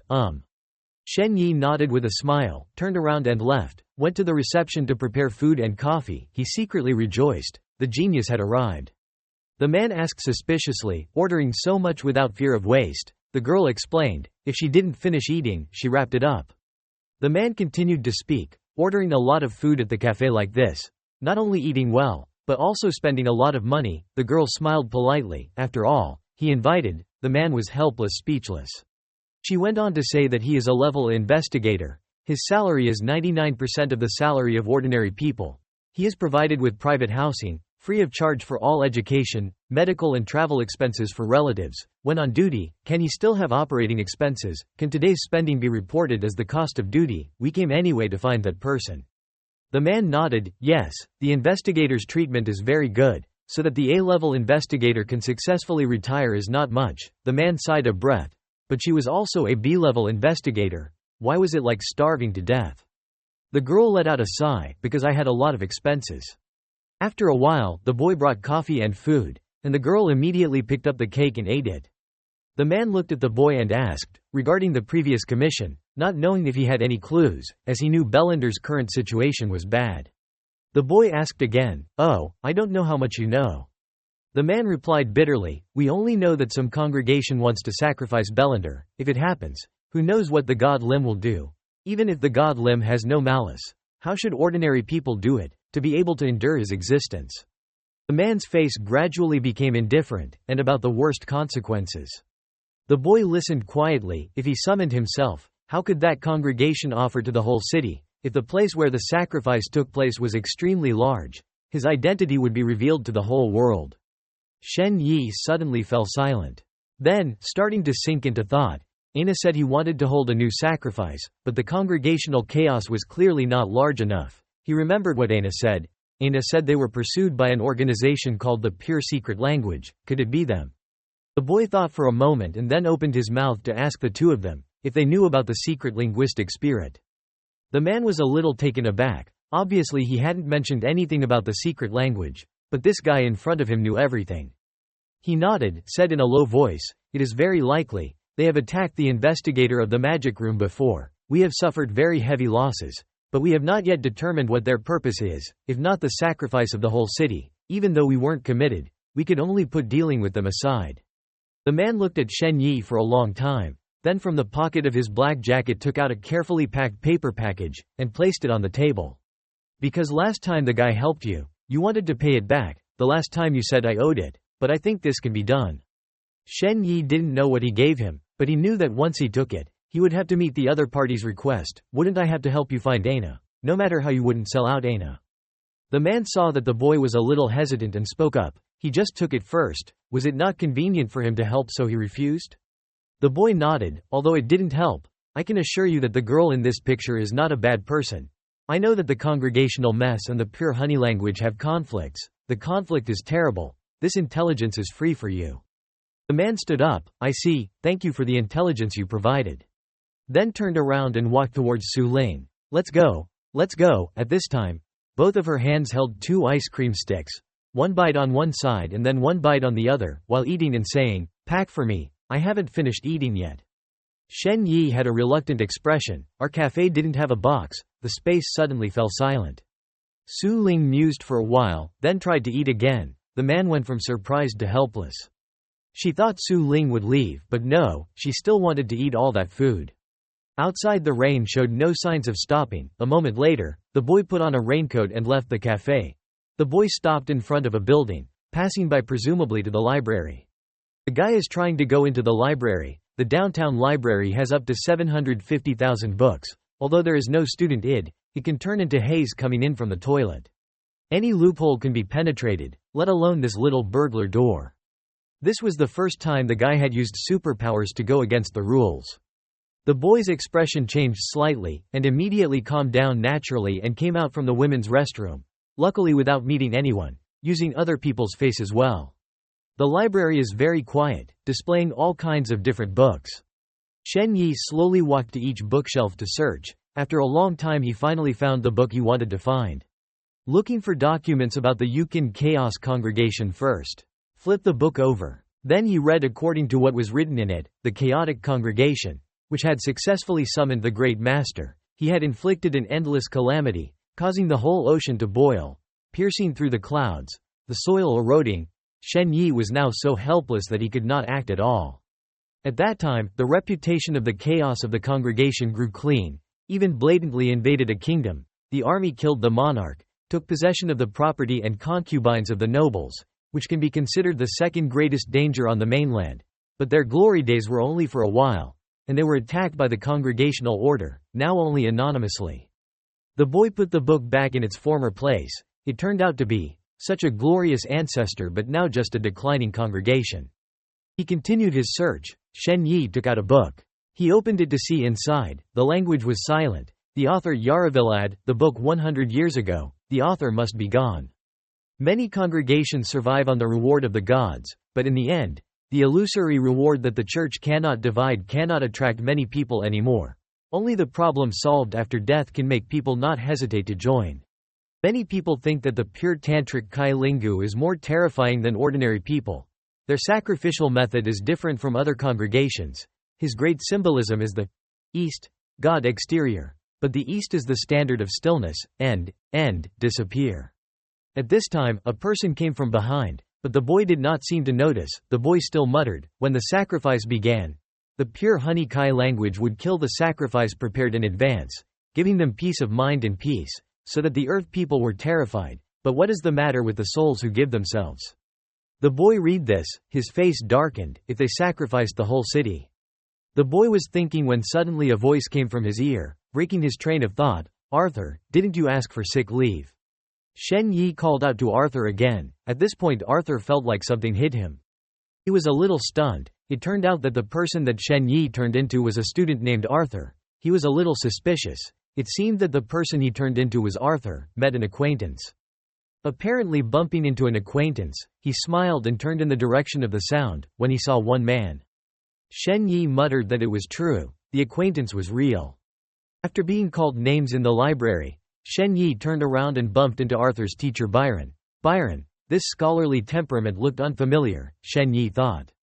Shen Yi looked at Byron shyly. In response to Byron's question, Shen Yi replied that he was much better. He had just made an appointment to meet him at school, so he came. After answering, his eyes flashed, so he seemed to realize something. He pretended that he was still sick, but he didn't seem to be well. Teacher, I must have gone home to rest.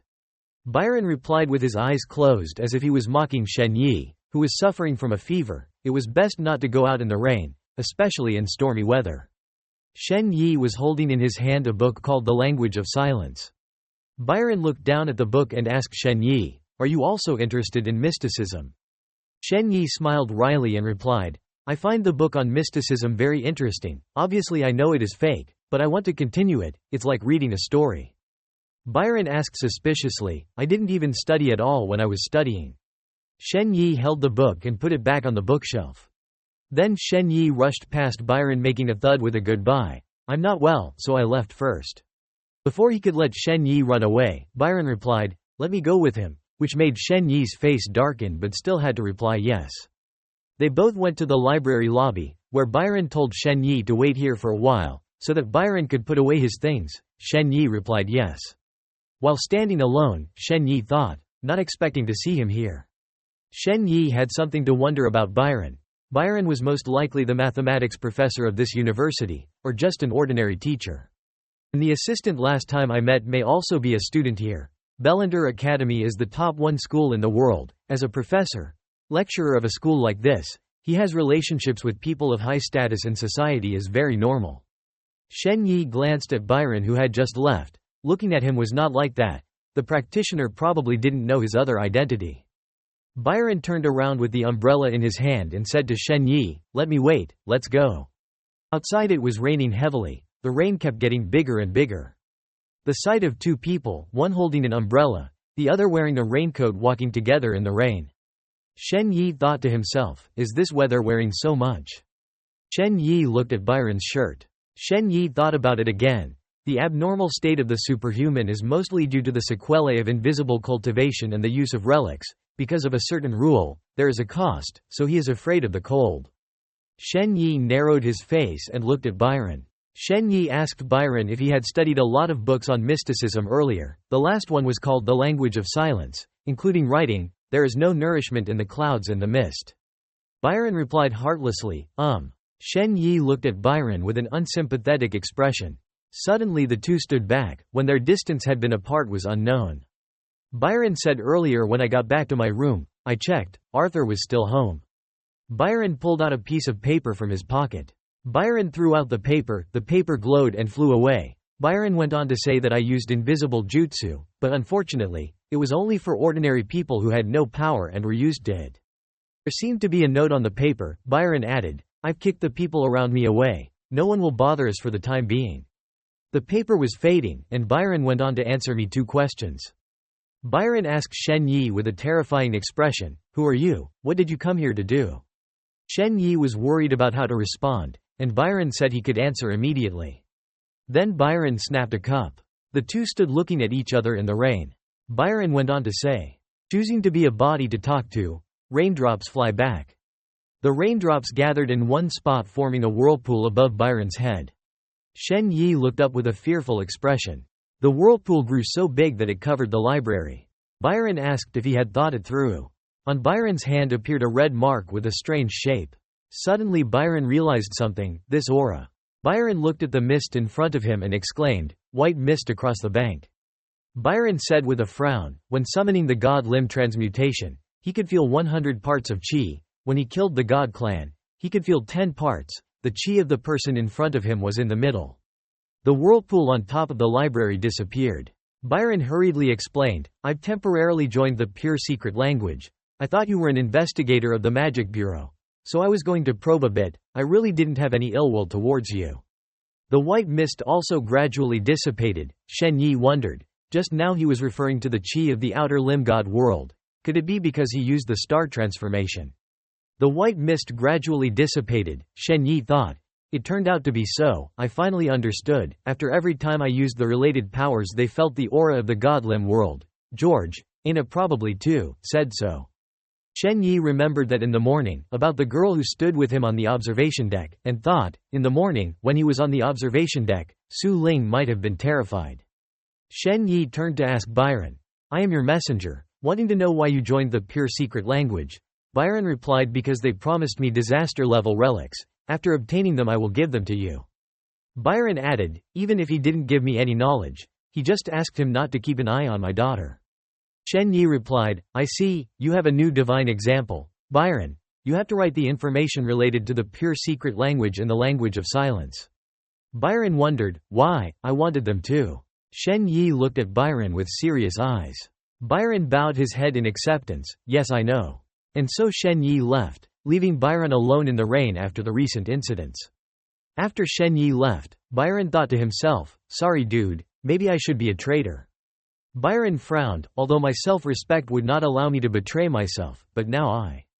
Byron immediately thought of his daughter, a little girl with beautiful blonde hair. In Byron's mind his daughter was more important than self-respect. After completing the task, Shen Yi returned to the cafe. Shen Yi sat inside complaining, why hasn't George come for 2 days? Shen Yi propped his chin with one hand and continued to speak, pure honey will kill everyone before the summoning begins. You have to tell him this, and Aina. Shen Yi thought about the night before meeting Aina. Didn't expect the day before, just returned from the set. That night Aina came to announce that I was going to conduct a summoning. I don't know what the black fruit sacrifice she said was after all. A beautiful girl with huge breasts appeared in front of Shen Yi. Brother, did you hear me? Being hated by my best friend, besides you. I don't know who to confide in. Shen Yi smiled softly and replied, if you two are close friends, you should ask her to talk. I believe all misunderstandings can be resolved. Shen Yi blinked one eye. It's late today. She hurriedly went back. The girl shyly ran away. Thank you, I'm here. Shen Yi looked at his phone and said, at 11:50 a.m. The summoning is about to start. After a while, Shen Yi looked at the phone again. It was already 0:23. Hasn't started yet, is there something wrong with Aina's side? Shen Yi looked at his phone and wondered. At 23:30, Aina was standing with members of the congregation and the great priest. Everyone looked at Norn lying on the floor and wondered, "What's up?" The great priest asked, "Why was he dead?" A member of the congregation with a panicked expression replied, "His brother is really dead. I saw with my own eyes. It was the people of the pure honey sect who killed him." The great priest looked over at Aina and thought, being able to be so calm for a child would be considered elite. The great Qin sect master said loudly, "The great Qin Chi master always watches over everything in the world. The power he gives will make the chaos of the Qin sect extremely powerful." The members of the congregation are listening. The great priest went on to say, 2 months ago there were so many people who witnessed that greatness. Tonight is the revival, the beginning of the congregational chaos. Each of you will feel honored. Great sacrifice with a face full of satisfaction. Soon, our sacrifice will. Suddenly one of the congregationers hugged his neck, painfully calling out to the great priest. He gradually lost consciousness, his eyes white, drool dripping from his mouth in streams, his voice weak wet but still trying to call out the great sacrifice. Then he collapsed on the floor. Everyone looked at him in panic. "He's dead. What's up? Oh my God."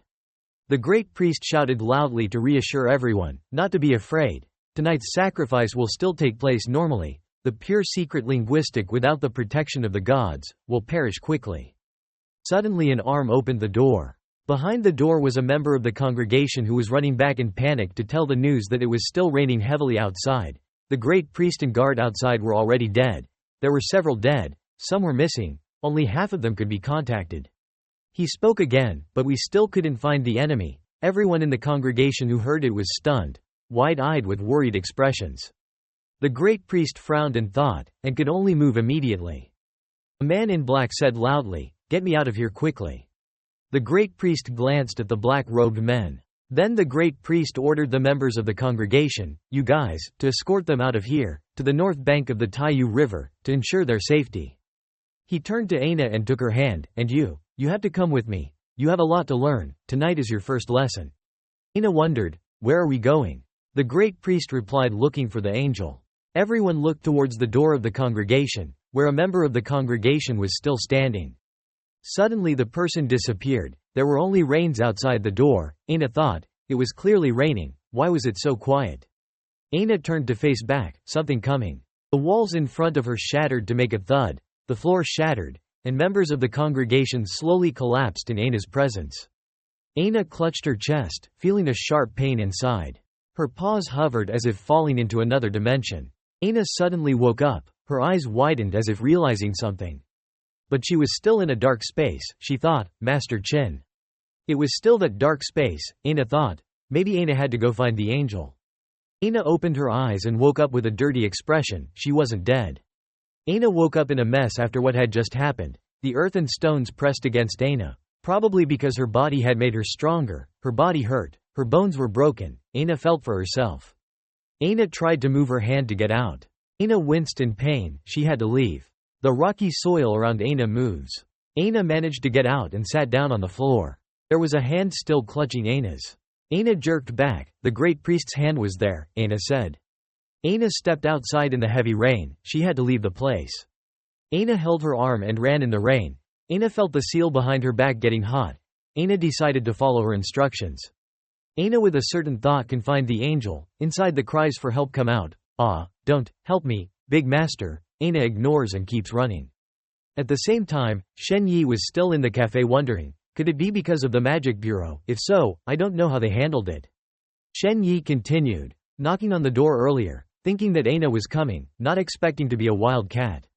Shen Yi was still in the shop and said, "It has been more than 3 hours, there is no point in waiting any longer. If it is related to the ghost room, maybe George will come tomorrow. Go on vacation first." At the same time outside the shop is Aina. "Finally," Aina said. It was there, Aina continued, then she fell in front of the bar. Above a building, a group of people in blue uniforms were watching her. A person holding a glowing sword in his hand. "Hurry up, it is almost morning." The person who dares to oppose is declaring war on the false secret song. The false secret song has clearly stated, nothing can betray the god. Aina was still lying down there in the heavy rain. A cat came to her side with blue eyes. It let out a meow. In the torrential rain a cat was slowly approaching Shen Yi's direction. Looking at it curiously asked if it was a kitten. Shen Yi looked at it with interest and said so cute. But at this time, Shen Yi couldn't let himself be seduced by this cuteness. He constantly shook his head and said no, it's in a hurry, where to take the time to look at cats. There was a light emitting. The cat looked up. The light flashed behind the cat, the light flashed louder. Blue shirt eyes widened looking. The blue-robed man shouted, "This store is mysterious, after all. What is it that emits the aura of two types of gods from two different worlds? Is it even more intense?" The red monster appeared in front of the people in blue. What the hell are they trembling? The whole body radiated heat. The rainwater that had not been touched evaporated instantly. It belonged to the race was chaotic. The men in blue ran all the way out. Yes, he said, the body is so big, definitely speed. The wide-mouthed monster ran after. The man in blue glanced at the speed so fast. Flying arrows. Plug a big arrow through the man in blue. One of the men in blue said it was going in the direction of two people in the opposite direction. He had a chance to escape. The monster appears. The blue shirt was frightened. Another blue shirt was sitting in the corner. His eyebrows contracted. Its speed too fast could only spread. Otherwise, eyes glanced back. The monster appeared before his eyes. Ina was lying crouched in the rain. She rolled her eyes wide and said, "Don't come here." Suddenly she was stunned by what was in front of her, the monster. She retreated to sit behind the incoming monster. He looked at her. Ina shouted, "Don't come here," and held out her hand, which had the power in it to glow. The monster opened its mouth wide, flying into a symbol in him. The fire burned very loudly in front of Ina's eyes, and Ina held out her hand to block it. Fire burns the monster. Ina looked and thought it was because of me that seemed to be controlling this mass of fire. The outer realm that Shin-Ji was in, distributed with iridescent flames capable of burning everything. Since the rekindling of the flames, they had burned 20 great worlds. The fire was still burning. The result was probably to consume everything. This is the fire that burns all things. Ina's eyes watched her tiredly close one eye and try harder. She had to try a little harder to burn the monster and then try. She fainted wearily. The scorched monster fell in front of her. Is the person that Shin-Chi chooses. It seems that it is seriously injured. The cat that comes without timely treatment will be dangerous. The cat stepping over wasn't my business. Shen Yi opened the door just now. The cat appeared in front of Shen Yi's eyes. Shen Yi smiled brightly. It was definitely not done by this cute kitten. "Come here, baby." Shen Yi said the noise just now was like that of some giant monster. Ina was sitting at the wall. Shen Yi called out to Ina. Of course, having been attacked, the wound is not normal. Shen Yi helped Ina in and was injured. "Rest assured, I will save you." "Kitten, there is a possibility of monsters recently. If you meet monsters, remember to call out your name." Incomprehensible kittens. Ina's dress was taken off and left on the table.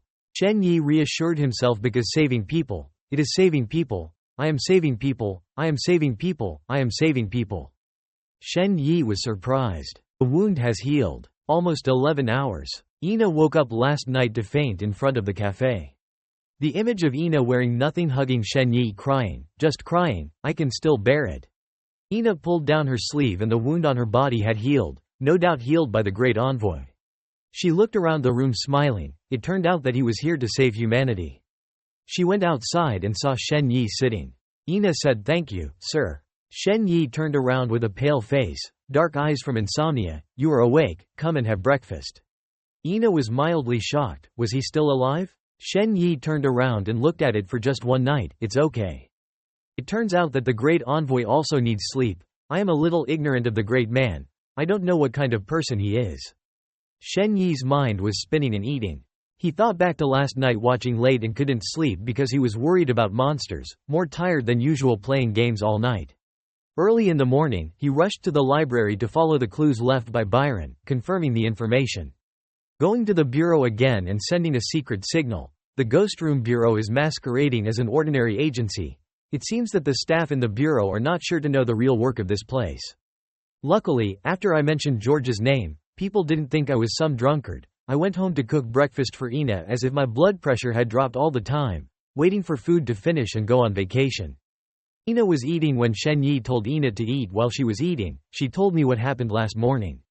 Ina was serious. Don't take it too seriously while eating and talking. Ina recounts the incident. The monster Ina spoke of seemed to be the one George had been waiting for me for a while.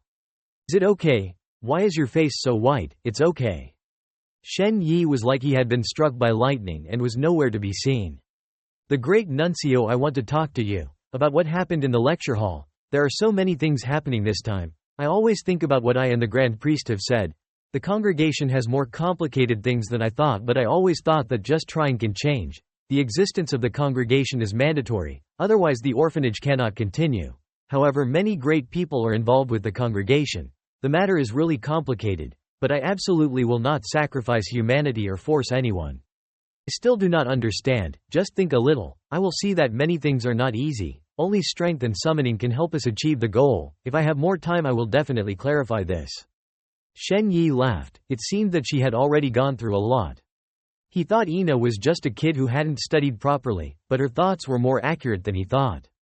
The first time she was summoned, she could only cry for help, but the second time she had this courage.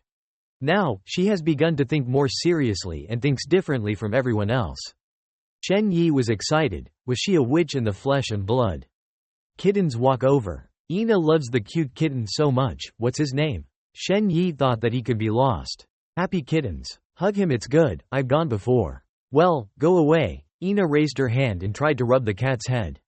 Then it turns into a monster sticking out its tongue. White-faced Ina screamed in fear. Shen Yi, who heard it, was also startled. He looked up and asked what was wrong. How could it scratch her? Why she wasn't hurt? Ina cowered in a corner in fear and cried, pointing at the trembling cat, saying that he was it. He suddenly threatened me. When he was scary earlier, the cat turned to look at Shen Yi with an innocent expression. Shen Yi rubbed the cat's head and said it was good. He reminded him to dare to scratch or bite her. I will turn her into a cat bone stew. It doesn't sound like kittens seem to be interested, so I'm on vacation, let's play together. Ina forced a smile, thinking that it was obvious that it was the pet of the great man. Of course he also knew his status. The yokai would definitely not hurt him. The kitten glanced at Ina. Great envoy. Ina grabbed Shen Yi's arm. I want to go with the great envoy. Ina's chest pressed against Shen Yi's arm. Shen Yi was afraid to say, okay, you can sit and read a book. In another development, view of buildings. The scar-mouthed man said that this man is indeed in charge of the whole, directing the development of all of us regardless of whether we belong to two different congregations. Valen's people are basically just scavengers who are not worth entangled in his feet. Contact with this kind of person, my work is also much pressure. The dark-haired girl sitting next to him was eating and told him, don't you complain about work all the time, but are you talking too much? What did he write in the book in the library? It's just to give classified intelligence to Balin's forces, but this time, let's see if we can invite him to help. You have a quick meal and finish eating with me. I can't bring it in, customers bring their own food, which means that the consumption of the restaurant will decrease. Our owner does not like this. Go to Shen Yi's shop. The dark-haired girl holding the book whispered in her thoughts, trying not to bear it. She had to split the money this time. The scar-faced man thought the other cat was possessed or something. He had never feuded with a cat. Kitten looked at him coldly. The kitten angrily exclaimed. Shen Yi smiled and took 2 cups of coffee and walked in front of the two of them, took the intelligence from the library, and was satisfied. Scarface says we're going to strike tonight, but the opponent seems pretty high-handed. It was even possible to destroy another congregation at the same time, not knowing what price to offer to invite him here to help. Shen Yi seriously said, I refused. And what do you think in your head, George? I'm not foolish to give my life. His hand under the table emitted a golden light that seemed to be the only way to resolutely chase them away. His gaze gradually turned yellow. Around him was covered with a golden human light. Aren't you too greedy? The dark-haired girl cast an annoyed gaze towards Shen Yi. The scarred face recognized me and she couldn't stand the agitation. He grabbed her shirt. I'm really sorry, it looks like I've asked too much, now we're leaving. Calming down for me. I thought this girl was going to punch me in the face. Ina went out to the ambassador. Did the guests come back? He passed by laughing and yes, they were all gone. It was just that the two of them weren't convenient to meet, so I told her to sit in there temporarily. Nothing will happen today, you can rest assured. You can rest assured to take care of the shop. Shen Yi smiled and tonight was full of dead people. He lowered his head thinking about how, there was a feeling that someone was pulling the strings behind the chicken wing. This feeling was indescribable. Still a murky shade, the sky poured down the rain endlessly. At the same time, a fierce battle is taking place. The high sky still does not stop pouring rain. The man in the cloak, he raised his hand and said, "If you kill them, you will become a snake that loses its head." George was unwavering, he swung down the line to slash decisively. His eyes were deep but cold, he thought to himself, our raid was sudden, who cares about them has taken precautions, attacked so many invisible traps, summoned too many objects. In addition, that night, all the investigators were raided while on duty, both of whom came up with an answer. Looking at the chaotic scene before him, George silently affirmed, "In the bureau there are insiders." George held his headphones, he said the technique invisible to normal people can last up to 2 hours. You have to quickly figure out where to solve it yourself. George looked upstairs, ignoring the incessant raindrops falling on his face. He wondered where he was hiding. Yale Willard, when he received the news in this library, he was astonished. It is unbelievable that we will meet again under these circumstances. The sky showed no signs of stopping pouring rain, murky like a human heart at this time. At the same time, a huge mantis appeared. Its big round red eyes turned to one side. From its direction it can be seen. The silhouette of a girl with a slender body is running on the wall of the house, high skill, flexible and gentle. The next second a sword is slashed down. Quickly, while the mantis didn't even have time to react, the slash slashed off one of its legs. It turned out that the girl was Su Ling. She gently landed, holding a sharp sword firmly in her hand. Her cold eyes directly glanced at the enemy. The mantis monster hadn't even had time to react. Then Su Ling raised his sword and pointed it at him, his turquoise blue eyes lit up. She held her sword firmly and ordered her knees to kneel. Immediately some kind of invisible power descended on the monster's body, forcing it to lie flat on the ground, unable to resist. Su Ling's gaze towards the mantis grew colder, seemingly exerting more force. The force pressing down on it grew stronger and stronger. With Su Ling's skill, the next second the monster was crushed. Its body was crushed. The power of Gaiatis was so strong that it shattered its limbs. Its skull was also shattered. But it seemed that she had to pay the price herself. Su Ling hugged her body and gritted her teeth and let out a cold sound of ribs. But she very quickly regained her spirits, her gaze fiercely forward. Not expecting that at that moment someone would play badly, a shot right in her chest. The man hid in a corner, still holding a smoking gun in his hand, muttering in his mouth that he didn't need to. They both carried swords on their bodies. Su Ling still kept her distance from this man. She said, part of the welfare of the ghost room, injecting into itself the deep ancient bloodline, the body would eventually reach the second level. Basically will be immune to any other normal weapon. They both looked at the other, on high alert, and began to draw their swords. The man didn't seem to have any intention of giving in. He started to lift his legs, stepped forward. Su Ling didn't mean to stand there waiting for people to come. She quickly moved. Lightning fast they both rushed past the other. Su Ling quickly shifted, she spun around. Immediately approaching the other's back, the raised sword prepared to swing down. Before he could turn around, her arm had already been severed by her. Su Ling's expression did not show any emotion, his eyes frowned slightly. The next second gave him a slash, sending him back to his grandparents.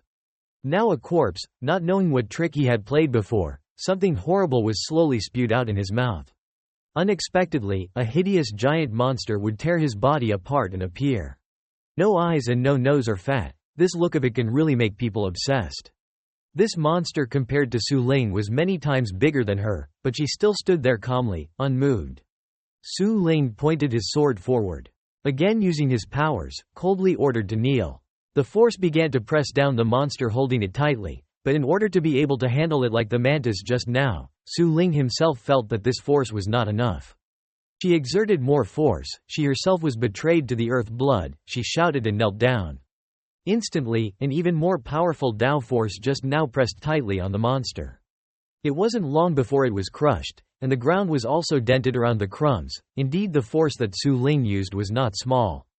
After resolving this, she did not want to let herself suffer any more, quickly took out a syringe containing strange blood K232, the ability to heal the wound quickly.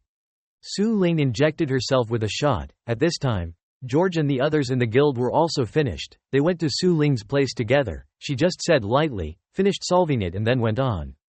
George's deep gaze he assessed. It seemed she preferred to act alone.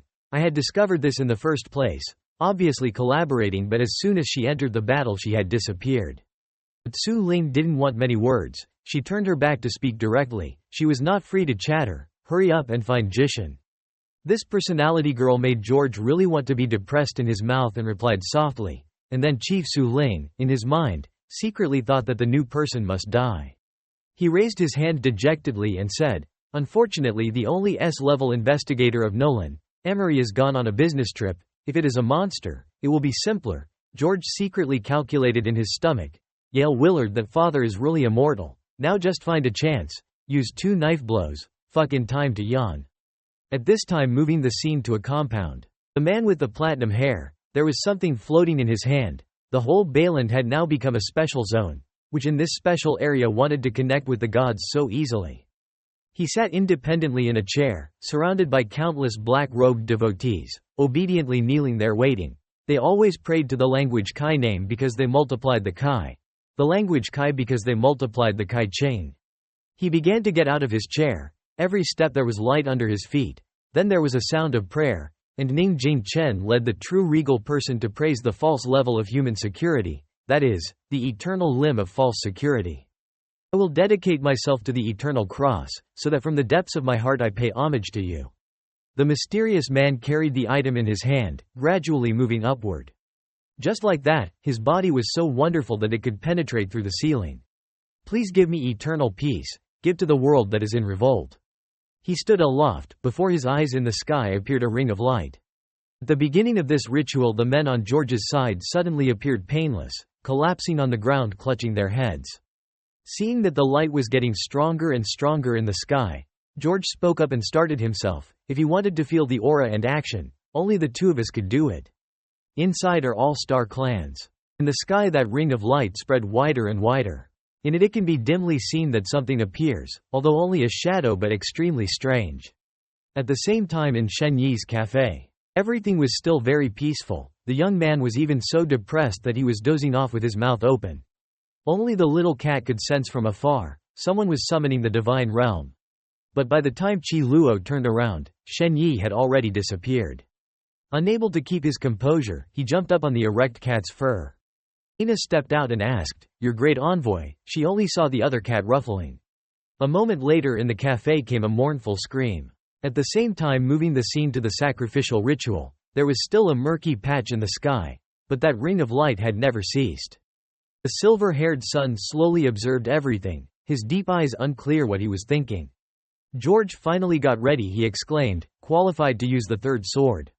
The small sword with a sharp glossy blade, emitting a quiet pale golden light, rested in George's palm.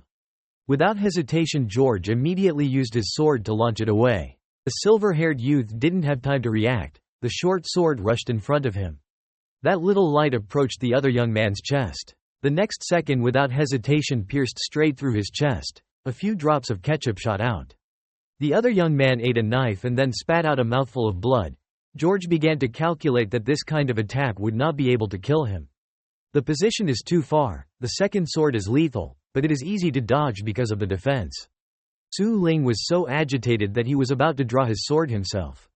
She exclaimed uncomfortably calmly. George didn't know what else to say. This girl was too impatient. He thought in his stomach, no need to do that. It was then that he looked up at the sky. Something caught his attention.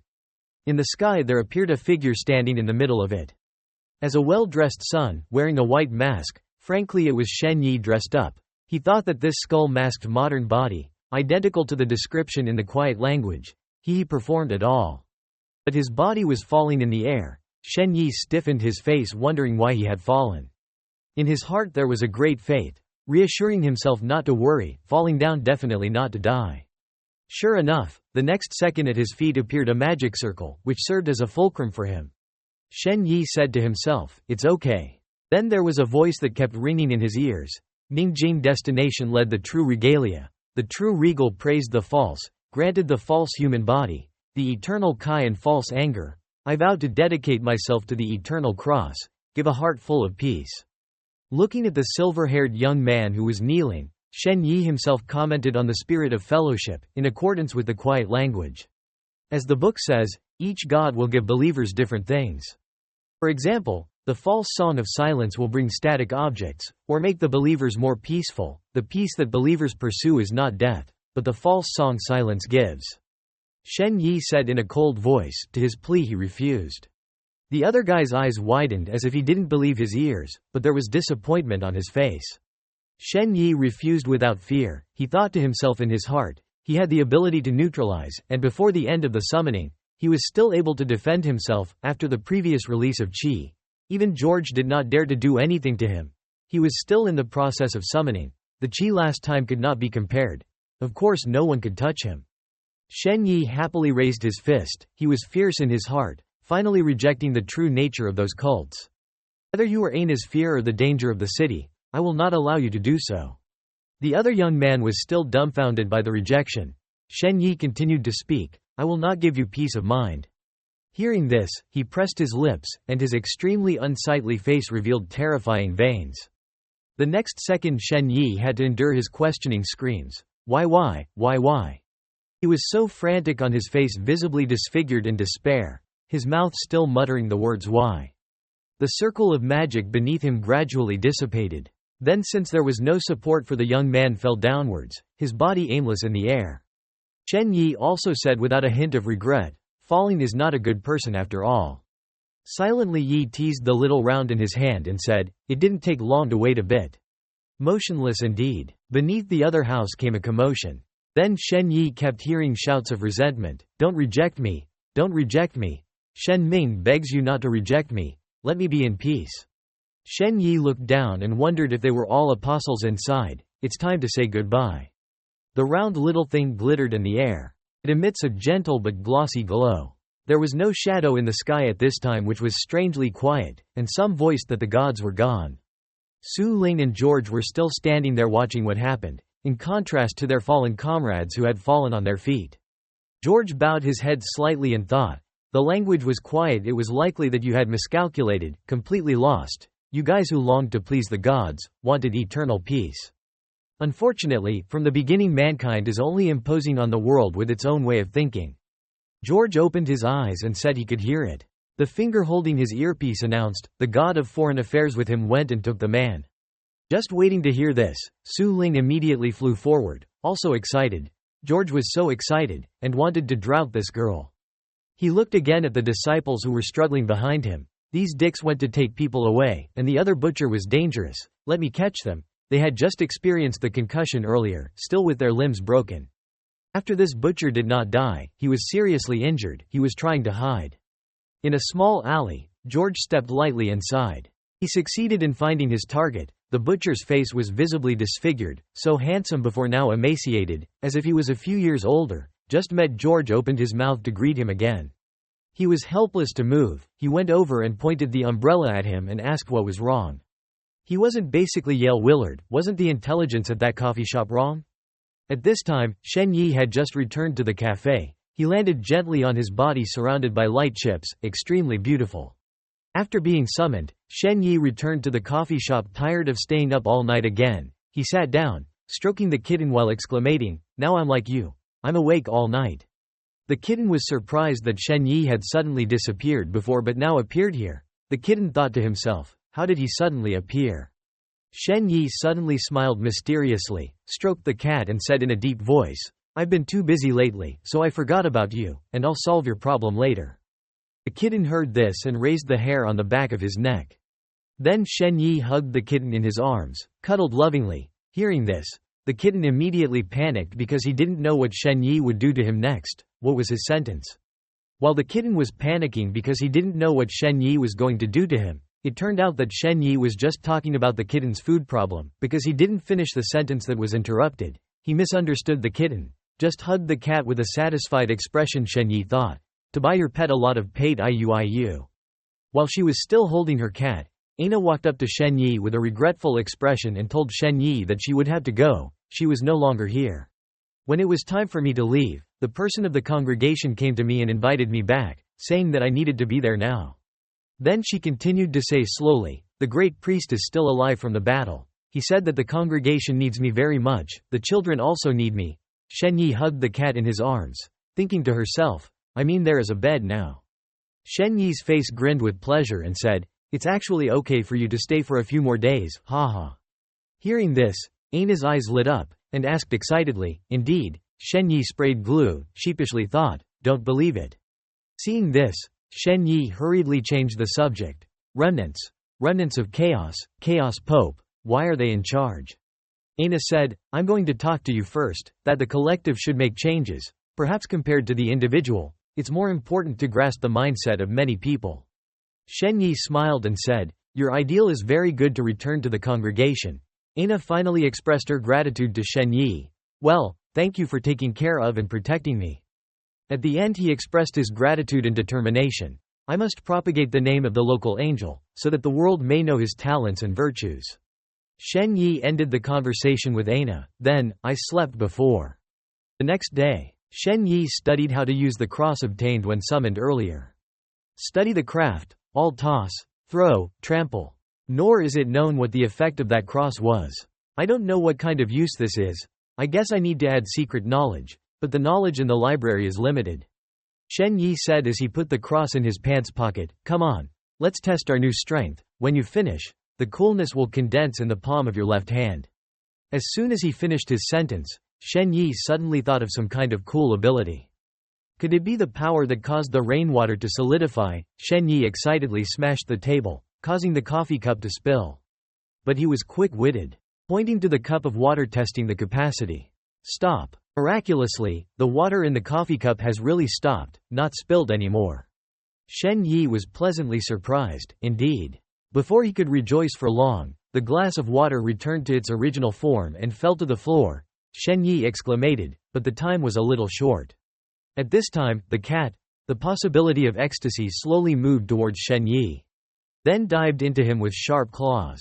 Shen Yi suddenly thought about Qi Luo's actions, what's wrong? As soon as the possibility of ecstasy came, Shen Yi was out of surprise and pointed cavalierly at the possibility of ecstasy, stop. Immediately the possibility of ecstasy stopped, and then Shen Yi stepped aside.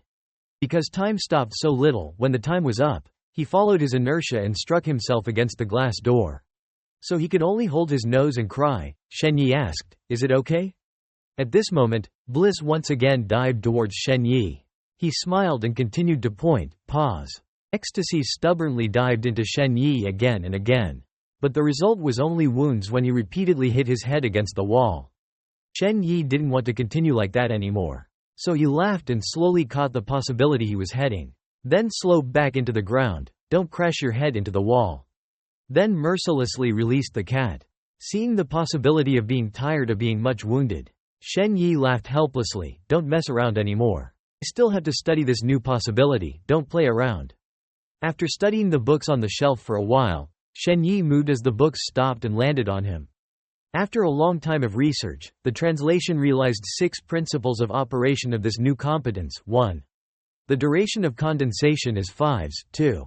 It is impossible to stop the flow of air or invisible objects. It can only be applied to visible objects. 3. It is only possible to stop moving whole objects, not parts. 4. The left hand is placed straight on the object, otherwise it will be misaligned. 5.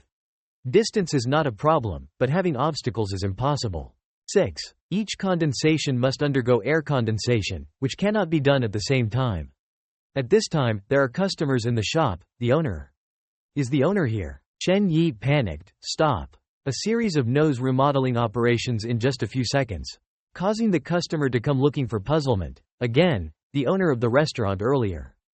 Shen Yi changed quickly, calmly smiled and said, sit down, let me go make a cup of coffee for you. The guest agreed. Okay.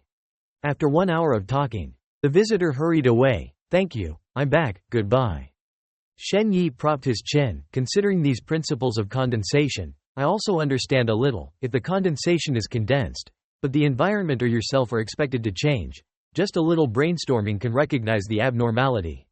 Shen Yi said as he looked over at the possibility and smiled wickedly. Cats, I don't understand, just stupid. George and I went to find the judge, the innkeeper. We want to celebrate here, okay. Shen Yi smiled and said, yes.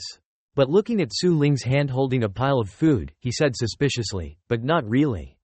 Seeing this, George said, of course we still pay. Knowing that George came to find him with other intentions, Shen Yi invited them to sit down and talk. Say, what's the matter again? George exclaimed, nothing can pass your eyes. Suddenly George was serious. I want to talk a little bit, Willard. George asked Su Lin if there was anything to drink. Su Ling answered naturally. I just want to try something new, coffee brief. George asked again, want to eat something? Su Ling smiled dodgingly and replied, stop eating nothing, I'm not hungry today. Meanwhile, Shen Yi's side was looking at her with a devil-like smiley face. Su Ling in his hand carried the bag of food from the outside and said, what the hell am I doing? Shen Yi went to make dishes after being ordered, so let me go and brew, you two just waited. George said to Su Ling dejectedly. He said not to bring food. Su Ling sighed. George continued, meeting this kind of innkeeper was more tiring than catching some devotees. While waiting for Shen Yi to make water, George and Su Ling chatted together. Su Ling mentioned that last time she wondered, last time she finished the job, he let me go to the top, is it for me to take credit on my side? George immediately replied, just entered. He is already a B-class investigator, just keep going. Getting to an A is a matter of course. What she lacks is experience. What I did was simply to let you gain more experience. Su Ling replied to George's words, thank you. George asked Su Ling what was in the mood when he caught pagans with his own hands, how it felt to catch pagans with his own hands for the first time, hearing that the first time he caught people was in a different mood. Su Ling replied with a complicated expression, it reminded me of my father. George comforted, the mistake her father made, it was basically not her fault, she didn't need to feel guilty, she made up for it with a lot of effort, nothing. Su Ling didn't want to talk about this so interrupted George's words, I don't want to mention this. George looked at her and said nothing. After making the drink the squirrel returned. So tell me, the Yale Willard you two want to say, I remember correctly, is the priest of the quiet language. George was serious and talked about Yale Willard, he was extremely dangerous. A long time ago I joined him and another person. The three formed a team. The main goal was to hunt rare treasures in the world. The other man and I were quite young at the time, and Yale was already over 100 years old, so of course he became the leader. George calmly continued, we have done a lot of things, we have also earned a lot of treasures, but in just a few short years the fragrance resonates far away. But we didn't want to be just that, so we separated each of us one way. George seriously talks about Yale as having an inner and outer contradiction to each other. Yale Willard. He is an extremely crazy inner person, but outwardly seems normal. But I already know his unusual personality. Shen Yi tilted his head questioningly and asked, he was very strong. George waved his hand and said with a smile, he can't be as strong as you. You can also say that he is my teacher, my battlefield experience is also taught by him. Su Ling chewed the cake and asked, is he strong in the end? George said sternly to Su Ling, if you meet him alone, you must run. Su Ling immediately replied. George continued, but she was not sure when she met the enemy she knew it was him, because he had the ability to change his appearance. Even if I met him, I would not have known it was him. George asked the judge, the old judge, I came here today to confirm something. The celebrant of the quiet language we captured wasn't actually Yale Willard. George asked suspiciously, was it false intelligence? Shen Yi frowned and thought to himself, chatting with his daughter, then it is definitely not a lie, or maybe he doesn't know the truth either. Shen Yi calmly replied, if the intelligence appears to be wrong, then I can't do anything, there are two celebrants in the Bayland. George understands the answer, I understand, you have helped us a lot so far. George pressed Su Ling's head and bowed his head to express his thanks to Shen Yi, sincerely thank you. Shen Yi smiled and smiled happily at the two of them. There is no need for such guests, they are all friends. After talking and leaving the bar, George instructed Su Ling to be a little careful. George said as he looked over at Su Ling, I have already given the investigator a thorough look, there are definitely insiders in the bureau, but before investigating who it is. Su Ling's gaze became serious, I understood, no need to worry. George suddenly fell silent. Su Ling asked wonderingly, what do you mean? George continued softly, your father's story, in fact I know. Su Ling heard this, his expression immediately darkened, and he suddenly said this. George went on to say, her father was actually a good demon hunter, later because he didn't want to endanger her mother, he went astray, became a heretic, became a cruel person, killed so many lives. Obviously a father but he also harmed her. These years she has spent so much money on what her father killed, she always wants to make amends for those mistakes, I think that's enough. I just remind you, Su Ling, you and your father are not one, and you are also a person who achieves a lot, there is no need to always desire such reparations and remorse. After hearing this, Su Ling was angry, serious, we have only met for a few days, don't seem to understand me so well, and even use that senior voice to teach life, trouble dies. She walked away and said, "We're partners." George watched helplessly as Su Ling left. He had screwed up again. His mother, who didn't know how to hold back, obviously knew the outcome would be like this. George covered his face in exclamation, needless to say. Back in the previous time, George looked on the screen, must be a relative to be valuable. The ghost room is seeing that this girl can make me sympathize with, so I am new to be a partner.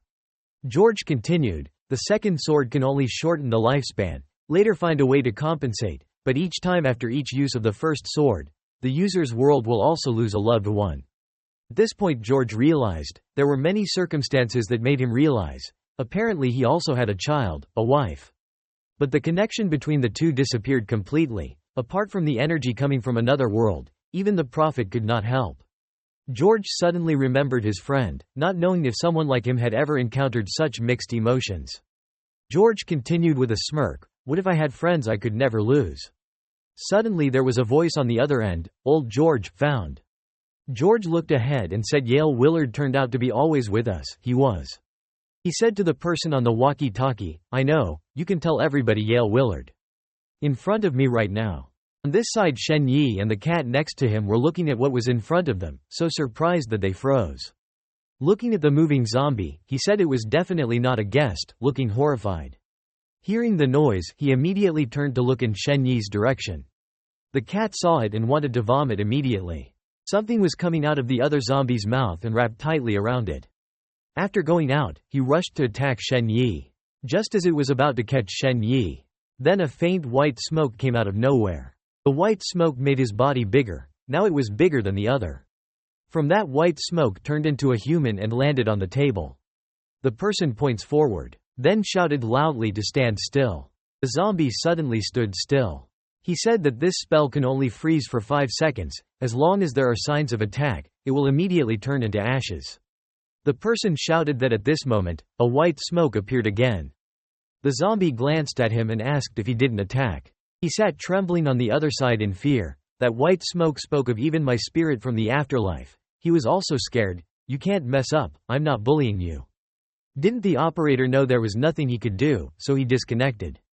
They wanted to attack me. Did they always attack Byron and Su Ling? At this time in the house where George was staying, but about what was ahead of him, how could he pass his eyes, annual internal inspections? It is because of the vein of the false song that gives grace to us. 1,000 years have a day to give us grace. George responded to the celebrant of the next generation as if you had more than enough opportunity to flee, and yet you came here yourself, remembering the old. That Yale said I wanted to ask you what kind of nonsense investigator you were doing. You said people have to do a lot of things without any intention, but still have to do it. Recently I found out that we all turned out to be the same kind of people, although quite annoying, but the living are not secure at all.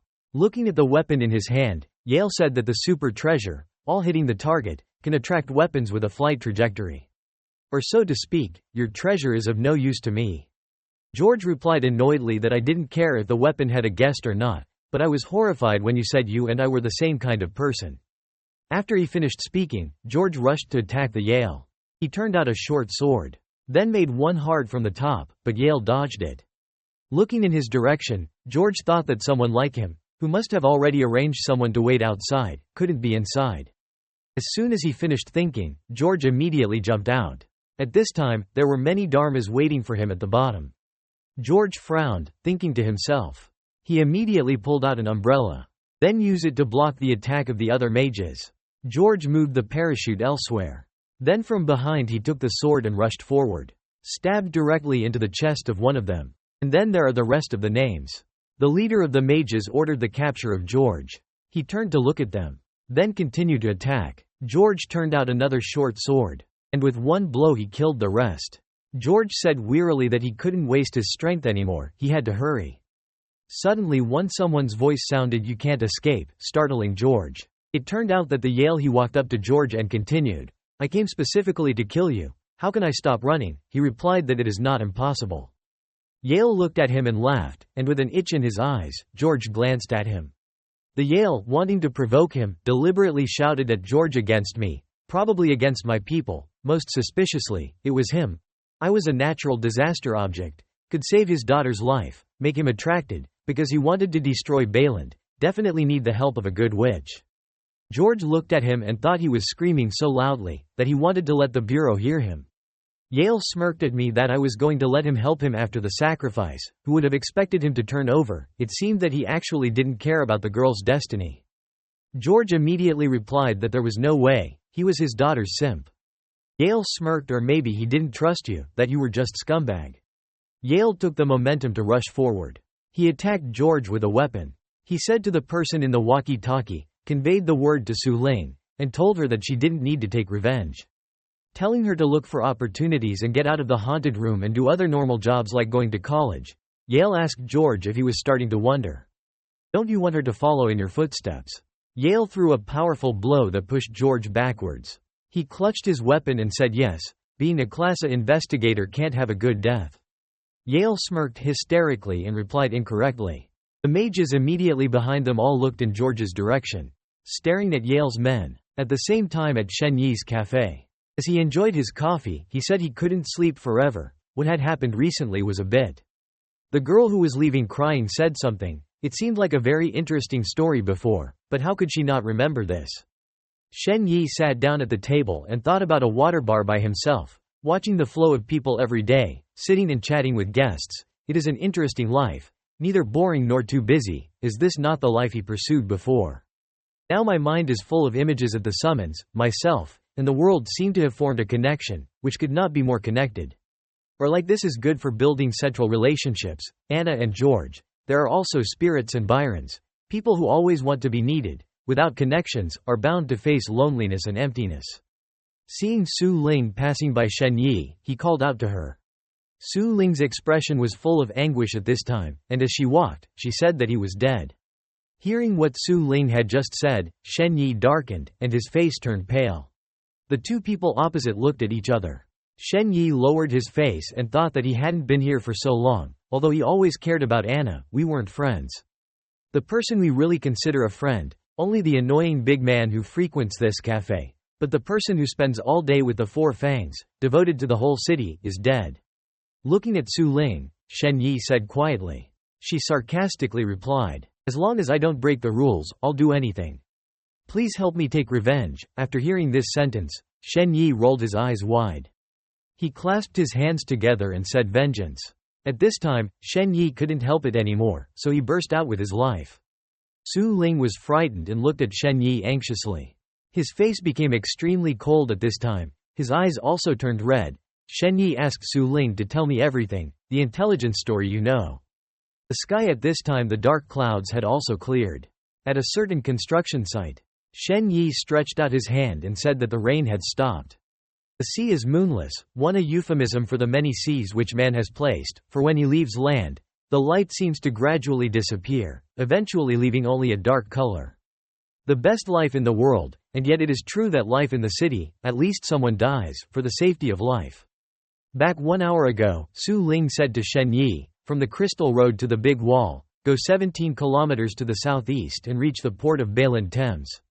There are a lot of boats through the Thames, to the unlit waters of Norland. Yale who killed George in the suburbs, now probably on his way to the harbor.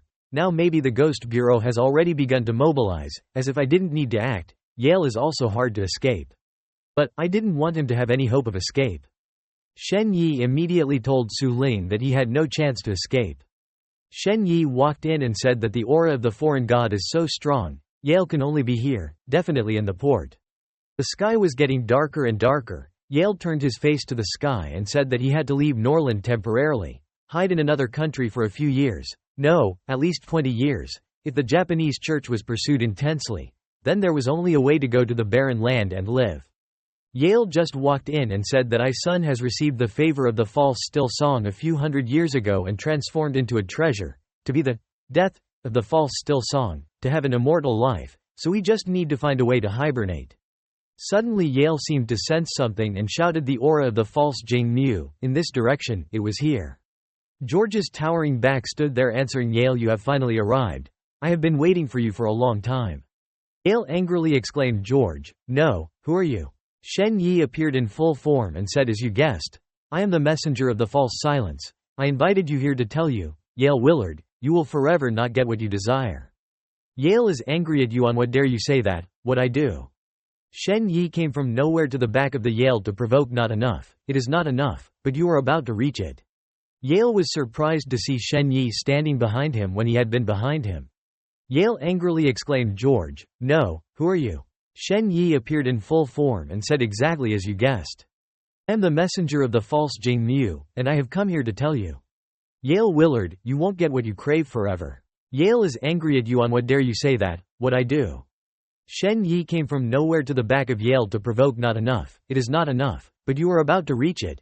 Yale was surprised to see Shen Yi standing behind him when he was behind him. Shen Yi forced you to make a choice for me. Yale asked in shock again. Shen Yi said yes, surrender your soul to me. You don't have time to think much, your enemy is coming. At this moment, the A-level investigator Ol rushed over and wondered if there was clearly an air coming from another world. Could it be? Someone shouted Yale. Yale hovered in the air arrogantly saying you are late, I have achieved eternal peace of mind. Only the truest truths, eternal peace of mind, are what we are most worth pursuing, but the world is bound by the bonds, or relationships, between you. So there is no way to achieve such a thing as peace of mind. Everyone who witnessed it was surprised by Yale fever. At last the false song silence appeared, causing everyone to utter the name of the false singer in unison. The triumphant pseudo-singer thought it was all part of the plan, lured Yale to the warehouse, then lured the people of the ghost room into it, cornering Yale to the end so that he would have to summon again. This would be followed by, give thee a taste of despair. Yale looks at the false stillness with an expression of absolute expectation, of absolute trust, the tranquil guide. The one who praises the king, who sleeps peacefully in the world of 1,000 autumns. I offer this soul, from the depths of my heart. I call your name, I wait for you, I beseech you. May you bless peace to the world around me. It is astonishing that the false singer poured cold water on Yale when he said that I refuse to give peace to your soul. But I will take what you offer, I will take away your soul. Speaking in still, the fake song sucked Yale's soul.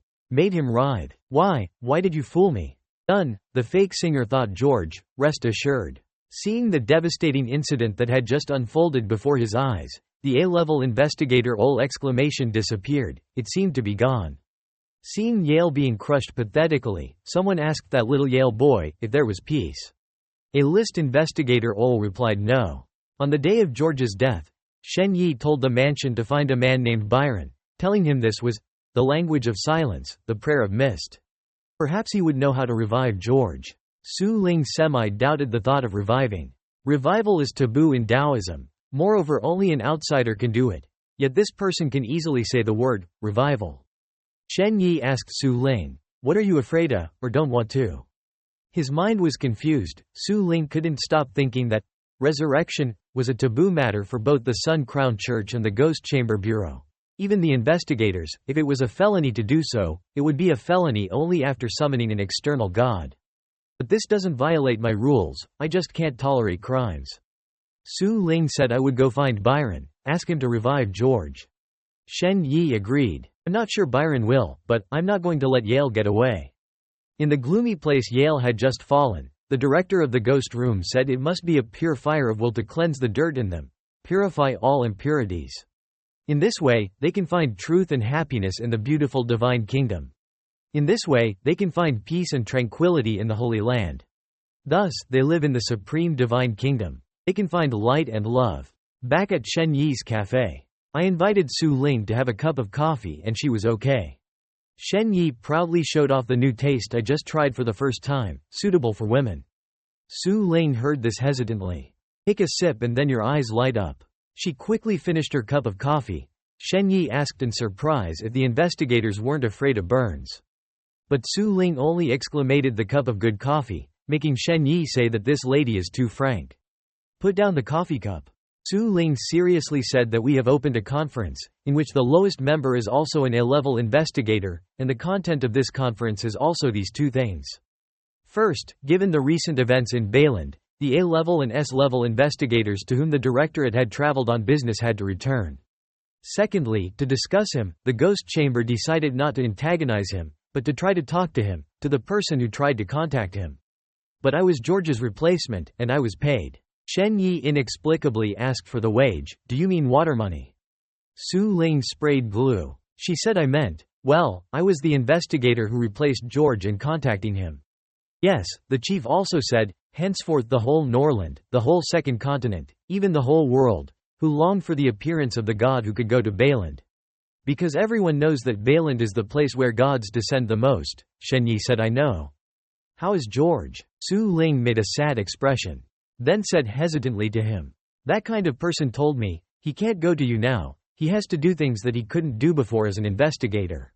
Shen Yi seemed to understand, it turned out to be so. On the terrace of the clear blue sky there were two men standing and talking.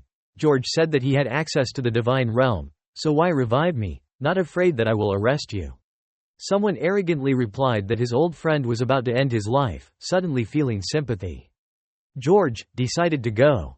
To pledge allegiance to you, or to report it all back to the ghost chamber, is to kill me, to kill my daughter.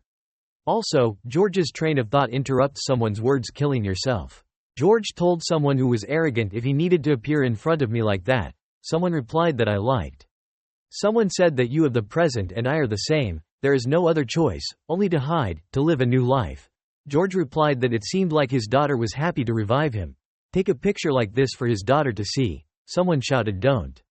On the other side of the cafe, Su Ling told Shen Yi that bored uncle must be too happy to almost die. He complained about work every day. He must have missed work this time. Shen Yi replied ha ha ha ha.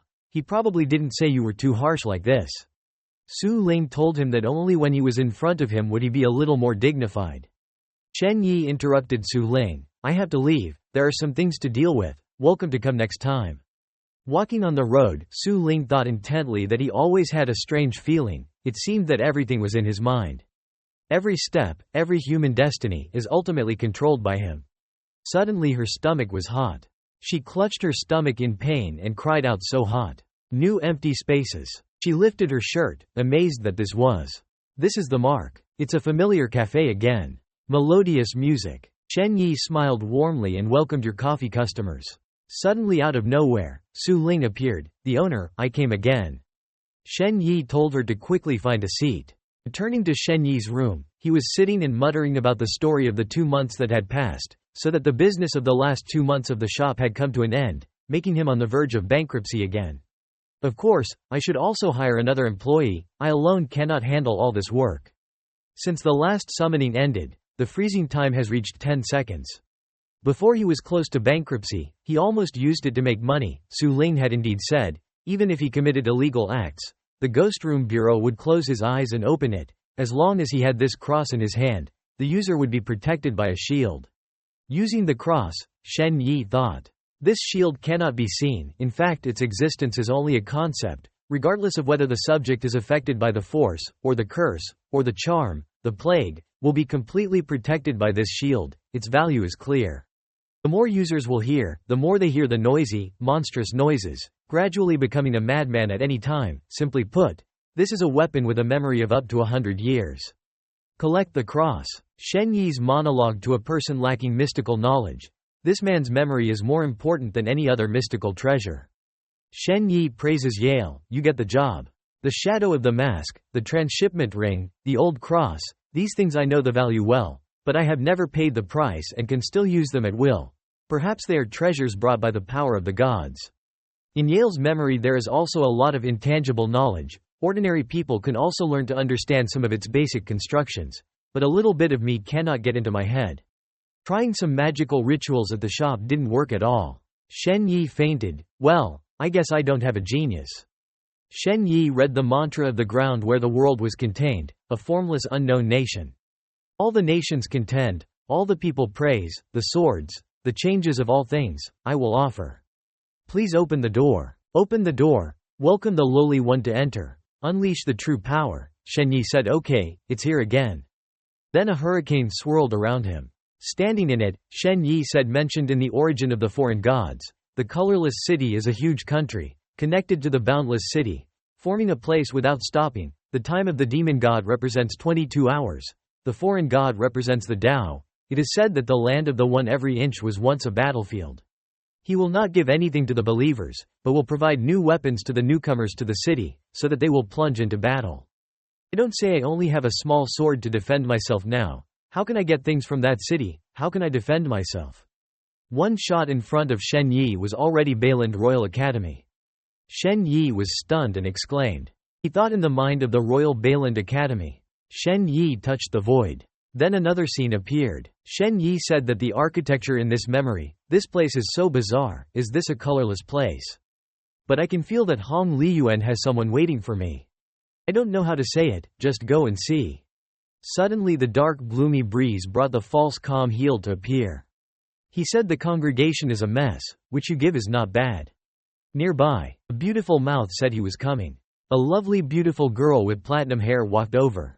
Long platinum hair, wine-red eyes, fair skin, like another copy of Anna. Only the temperament was not the same at all. She was getting closer step by step. Then bowed respectfully. The monochrome city of the world is tolerated. I am the witch who understands everything, the one to whom he is summoned. Nice to see you finish. The girl gave her a wink. Making Jing Mu Song shake. What is this? The girl continued to query me about the sword, but I had an oath that I couldn't give my stuff directly to ordinary people. I want to take one of your swords and give it to the false light in the realm that I exchange. I also had to repay him, saying that the girl had just made a slutty appearance. In response, Jing Jian stammered and asked again. The girl said softly, of course. Another sword. What do you think? Jing Mujia said sheepishly, I think so too. Then he thought. The first time he met the person who came into contact with him during Zhao Huan, he could also tell that she was not human. Was she a ghost? The girl who saw him look up asked if he was thinking the exchange wasn't worth it. So for the sake of addition, I will tell you something in the future. He doubted in his mind what the future would be. The girl continued, it's not wrong, I'm a ghost girl after all. Then she held out a jewel. First I left here the sword of universal variation. He said seriously, I will take your sacrifice. The girl claiming to be a ghost girl threw a certain treasure at Shen Yi. Holding it in his hand, Shen Yi wondered if this was a silver crystal. Where is the witch now speaking my seductive voice? Through the mask, you can also feel Shen Yi's embarrassed expression. The ghost girl is indeed a ghost girl, with a strange attraction. Here, take her right here. He took out from his pocket a small sword and handed it to her. The mischievous witch winked and thanked him. Shen Yi was embarrassed, speechless. No, nothing. He felt that the ghost girl was indeed a ghost girl. The false light is coming to Baland. He will come to hunt down the false god, with his life, also to eradicate the grass at the root. Shen Yi wondered, pseudo-god, isn't that me? Knowing that masquerading as a god is an unforgivable sin in the eyes of believers, is he going to try me? The witch now looked at him with a gathering gaze. So, I have the ability to predict, exchange at the price. She was sure that Wei God would lose, I saw that. Then turn away, he will succeed, he will win, he will make the enemy bleed, make the night bright. The witch pierced through the glass as if to see something certain. At the moment when he was most satisfied, immediately fell from the air to the ground. In the presence of countless human beings, he was destroyed, shattered, without even a trace. The word will cease to exist. You know what I mean. She turned to look at Shen Yi. Shen Yi was also watching her intently. His cheek, she said he probably didn't understand anything from earlier, she said it straight. Just saying that metaphor was really hard to understand. Then a black wind surrounded Shen Yi's feet. In the summoning spiral, he secretly thought that this time something really big. In 10,000 years ago, every kingdom when it was in its flourishing, everyone was in the peak of desire. The kingdom was constantly plundering, constantly growing. The king's army went where to win there. Until one day, they liberated a ghost girl sealed by some congregation. That ghost girl was displayed in the square of the capital. A ghost girl with 1,000 bewitching beauty, platinum hair, wine-red eyes. No matter what young girl was attracted to her, so much so that the crowd began to rebel. In the midst of the crowd of ghost maidens expressing later, I will be the future guide to respond to everyone. The words just finished causing the crowd around me to be amazed and surprised. She smiled and began to predict, this country will perish, all men, women, will die. All astonished, they were indignant, the prediction was not accepted, they wanted to kill her, hang her, burn her. They wanted her blood to be shed and wanted her head to leave her neck. She turned and disappeared, leaving that unsettling prophecy, and no one could find her. Few decades later, the country is still strong. Their elite army finds a new land, an enemy there, until one day, when they keep pursuing, then pursuing, even pursuing to the afterlife to get more royalty. Then they summoned a god to bring death. In an instant, the whole kingdom sank to death. A mighty empire disappeared without a trace. All sank into silence. The primitive maiden, the prophetic maiden, the source of sin, the water maiden, that is what they call her. Platinum hair, wine-red eyes, like hers. All these witches, prophets, fortune-tellers, they all bear in their blood, are her descendants. Huh, why jump out? Is this Yale's private workshop? This stuff that sells must be a lot of money. You have to find this place later. If that's the case, Anna is her descendant. Shen Yi glanced thoughtfully. Holding the treasure in his hand is glowing, that's for sure, can't be wrong. Said and excitedly pretended to be solemn, check further. Shen Yi clutched the treasure. Around it radiates a bright light. Shen Yi folded his hands and stared at the silver crystal, the universal transformation sword, the treasure disaster. It can be based on the user's thoughts. The transformation is extremely powerful. The price to pay when using this thing is to lose a part. Sometimes it is a finger, sometimes it is an ear, sometimes it is a skin, sometimes it is an organ. The defective part cannot be restored. If it is restored, it will also lose that part. This is called a permanent price, Shen Yi thought thoughtfully. Holding the silver crystal observed. In front of me is missing the treasure used to attack, which is also the most important thing. The cost of the previous treasures is null and void for me. Maybe this time too. Shen Yi's gaze focused. Stretching his arms forward and shouting, cane against. A stick immediately appeared. Shen Yi immediately transformed. A mysterious, cool guy appeared. Both as a weapon and as an accessory, too suitable for a gentleman like you. He even smugly twirled his cane against a few exclamation rounds. Not bad, but still a little heavy. Shen Yi smirked. Of course he didn't have to suffer the consequences of using this. He didn't worry about falling in the future. Then turned back to normal still exclamations repeatedly, confident that later on the street there was no need to be afraid of your father and son, haha. But there was still something missing. It felt like there was no reaction. Stop thinking about the headache. He went to make a cup of coffee to drink. Told himself at night without finding out for sure how to sleep. Bad luck, as soon as you touch the doorknob. Shen Yi was dumbfounded. Why is it broken, this door? I still have to go. Is it possible to kick down the door now? Open it for me. And I just kicked it lightly. Is it not the power that is the power, or because this door is of such poor quality, why does the cane against turn so heavy? Shen Yi really ran out of words just now. My cheek kicked one lightly and the door shattered. Wasn't it even heavier in the first place? Oh my god. How much did the door cost me? Oh my god. Whoever understands my heart now, just earned not much is gone. He sat analyzing, feeling that not only was his strength strengthened, but his defense also increased significantly. To test whether his guess is correct, Shen Yi put the knife in the middle of his palm. Do you think what I am thinking? Here the blood from his hand splashed. At this moment a visitor entered. She was confused, she was going to kill herself, she was crazy. She looked at Shen Yi at this time like a freak. Was he that kind of person? Heavenly, Shen Yi at this time, his red eyes were sticking out his tongue to lick the blood. Looking at the truth, is he so perverted? The reality on the other side was far different. Shen Yi was crying out in pain. Suddenly at this moment he realized that there were guests coming, invited in. The guest standing at the door at this time was probably surprised by his sudden change at this time. Ah yes. Yes. Shen Yi immediately suggested her a cup of coffee. The guest approached the table at which Shen Yi was sitting. He blackened his face and asked her what she wanted.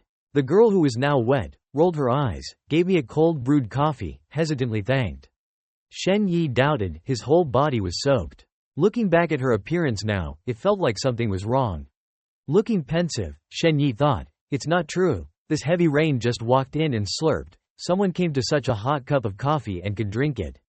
It is impossible not to drink hot drinks. There is no need to be so timid. You come here to be a guest of the shop. Shen Yi received the guest friendly. Let me get a jacket for you to wear. Wait for me. The girl looked down at herself now. Thanks. Beauty, your coffee here. A nice cup of coffee was neatly placed on the table. The girl voiced her thanks. Her mind was now filled with thoughts. The inner world had said that this mysterious cafe owner, like a high-class chess player.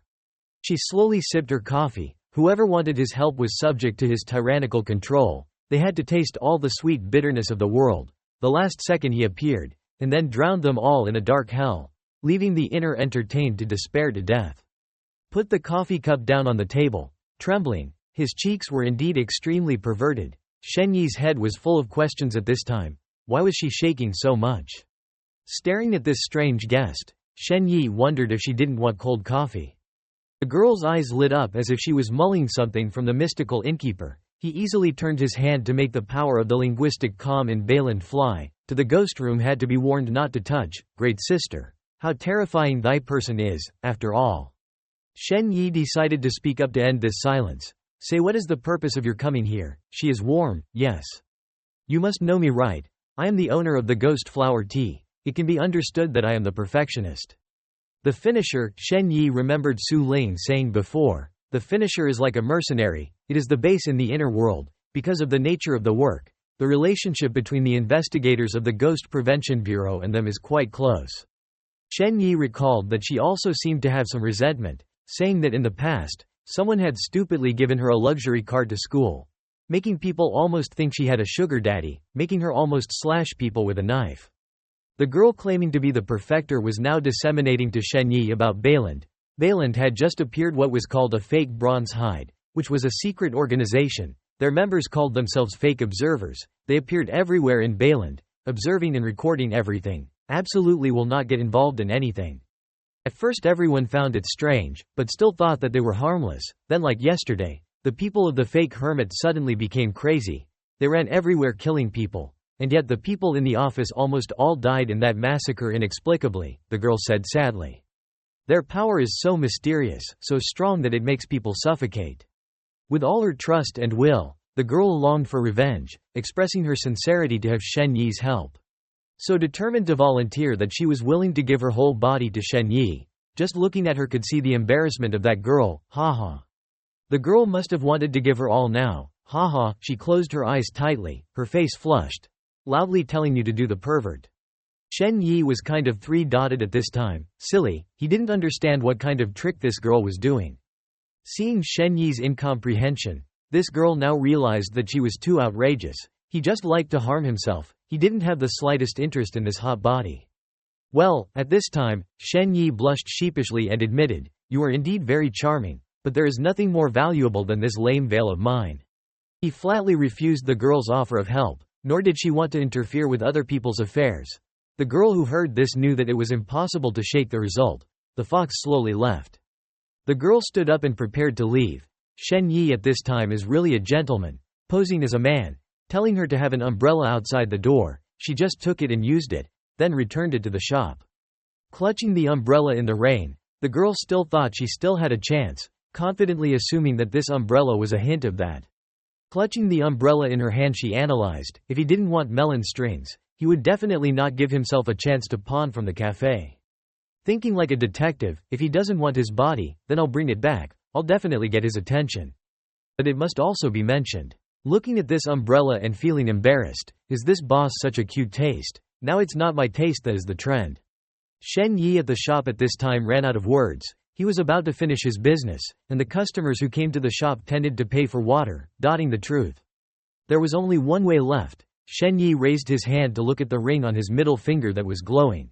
He muttered, destiny revolves, morning brings luck, dark is calamity. Something is not just put on to work immediately, but also have to press 3 times. Let's try it again tomorrow. Otherwise I don't have money to fix the kitchen. He racked his brain with his hands, just like that.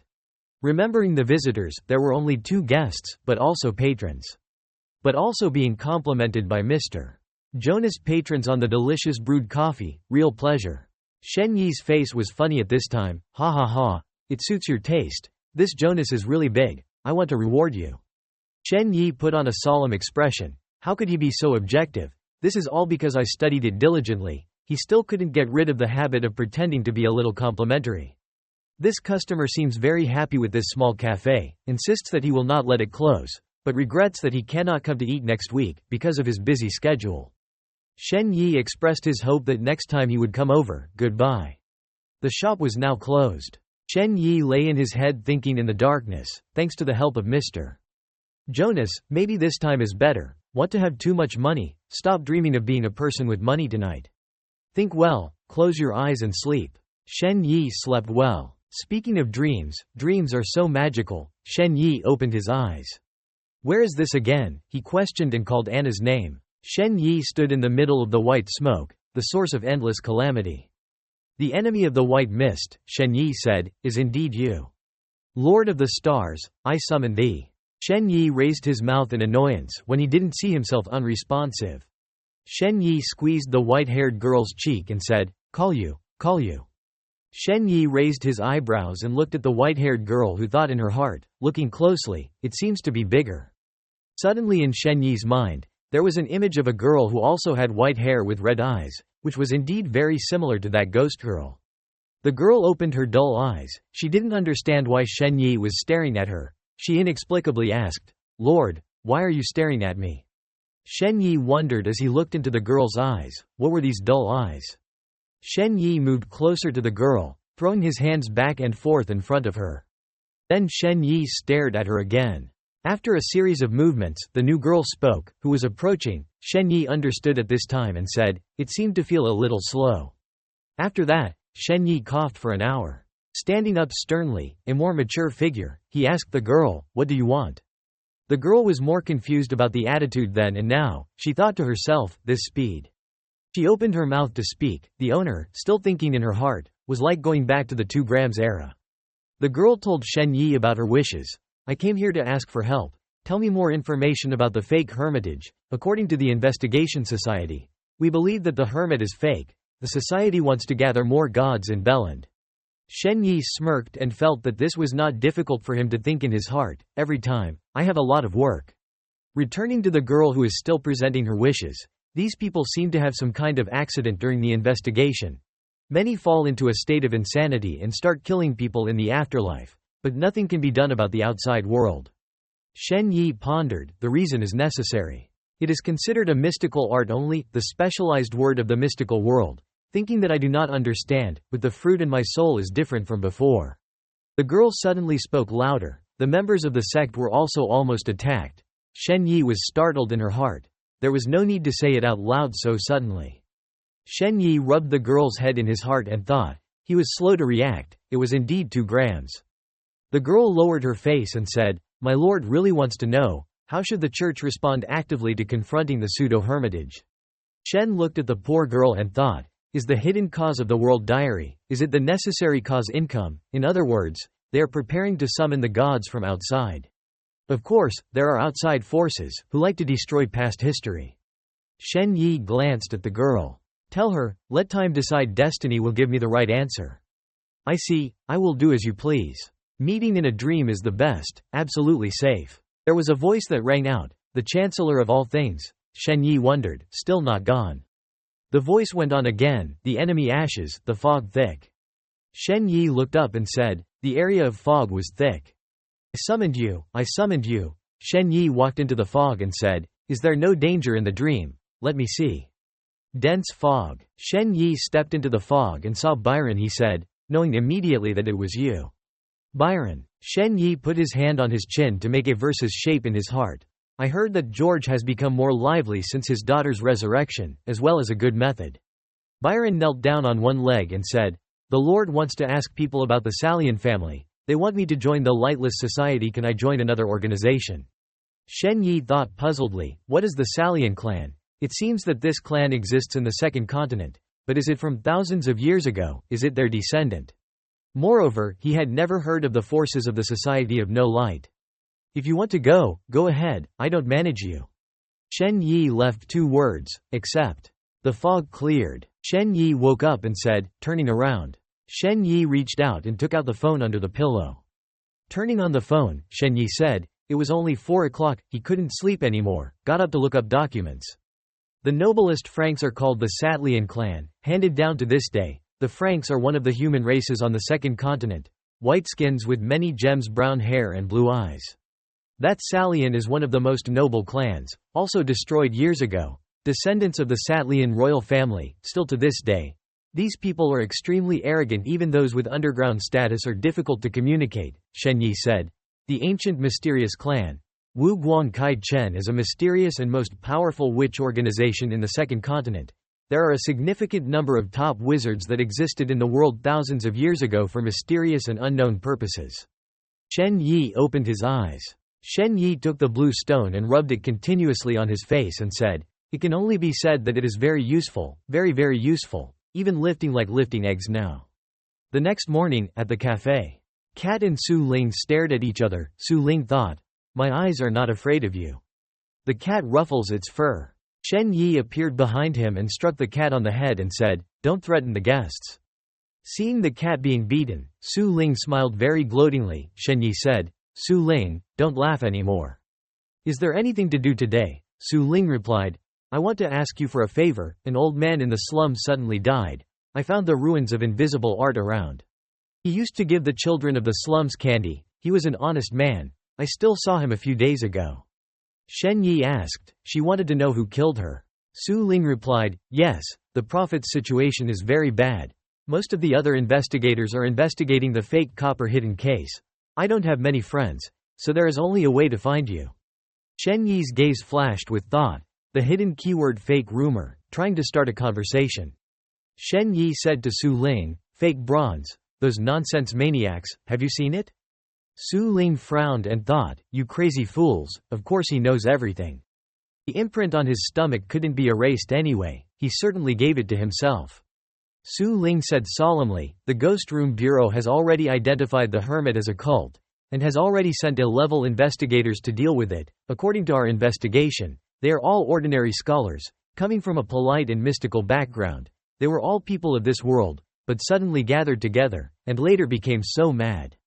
Shen Yi closed his eyes and replied, "I see. As a summoner, I also need you to investigate the matter of the false light and the false god." Su Ling replied in surprise, "False god, false god." Shen Yi said, "It's not wrong, you can go." Night comes at a castle. The light blonde who was running away from the pursuit of the girl said with difficulty, about to catch up. At Shen Yi's house, he was reading, "Fake prosecution, false camouflage, fake bronze hiding." The Salian clan, the Invisible clan and even the old man who died in the ghetto. Su Ling said it seemed that something was manipulating everything that happened. Countless things that bind together will form fate. Link everything, there is no coincidence here. Nothing good today. Shen Yi laughed slightly. These antiques are of no use, why not exchange them for cash? Gold and silver gems are fine, the better the check. There is still a monstrous last shot of blood genus K155. Outdoor at night, staggering footsteps. The light blonde holding the syringe in her hand thought, just one injection can save her life. Hurry up, they chased over, the girl's eyes gradually blurred. The sound of footsteps approaching the girl. The startled girl turned to look. The hideous blue monster, it opened its mouth wide and roared a loud voice, and the girl said in panic, "It's coming." Not in time. Only two such monsters made everything almost destroyed. The monster ran towards the girl. Where did the stick come from? Shen Yi came to the place where he struck the monster with a stick. The monster immediately fell. Shen Yi said, still missing a little, and invited to sit at the cafe. Shen Yi thought in his heart, "Isn't it any stronger, it's weak." The girl wondered, "Am I so important now, boss?" Suddenly her eyes widened with fear. Breath of the alien god. This man was the messenger of the god outside the world, or perhaps he was not an ordinary person but a relative of some clan. Shen Yi thought, is it a little too much to dress up, like a fishman monster? Hitting the fish must be underestimating him. Indeed, no one could keep their composure in the face of this power. Except for that ghostly man. Shen Yi said to the girl, "Good evening, Miss Cheeries." The girl said, "Hello sir, Shen Yi." Under the falling night that covered the earth and sky, Chris pulled out from his pocket a piece of blue paper. With pleading eyes, she looked at Shen Yi earnestly, then she said to Shen Yi, "Wishing he could help me and my colleague who died." Chris knelt on the cold ground in front of the other man. His eyes still couldn't help but tear up, so he gave the condition that the other man wanted to help. "I will take thee to the refuge of the false hermitage." From his pleading tone, Chris suddenly changed to a tough stance to speak, not a grave. Chris suddenly hardened. His voice also became more steely as if to affirm that he would definitely do it if he would help, really. Shen Yi looked at the girl's hardness and was a little bewildered. Her expression also changed a little with a reluctant smile and said, "This brat, the monster just now is just a little reluctantly stronger, except for the evil figure. It is not much stronger than ordinary people. I hid of course," then went on, "Let's go." Standing in front of Shen Yi, Chris plunged the needle into her hand, infusing all the fluid inside with a grimace on her face. But it was something that saved her life, so she accepted. Faced with this situation, Shen Yi quickly picked up the sword. In front of the dim light, his elegant face appeared with a cunning smile and a gentle but tough speech, "Destroy their graves. 10 colleagues came together to give birth and death. Walking together on the wide path without a shadow of people in the still night. The space seemed to stop just enough to hear the footsteps of 2 people on the road along with the voices. Apparently a few minutes ago they laughed together. She continued to speak. There were dreams, family members, and yet in the blink of an eye she was torn to pieces by the demons.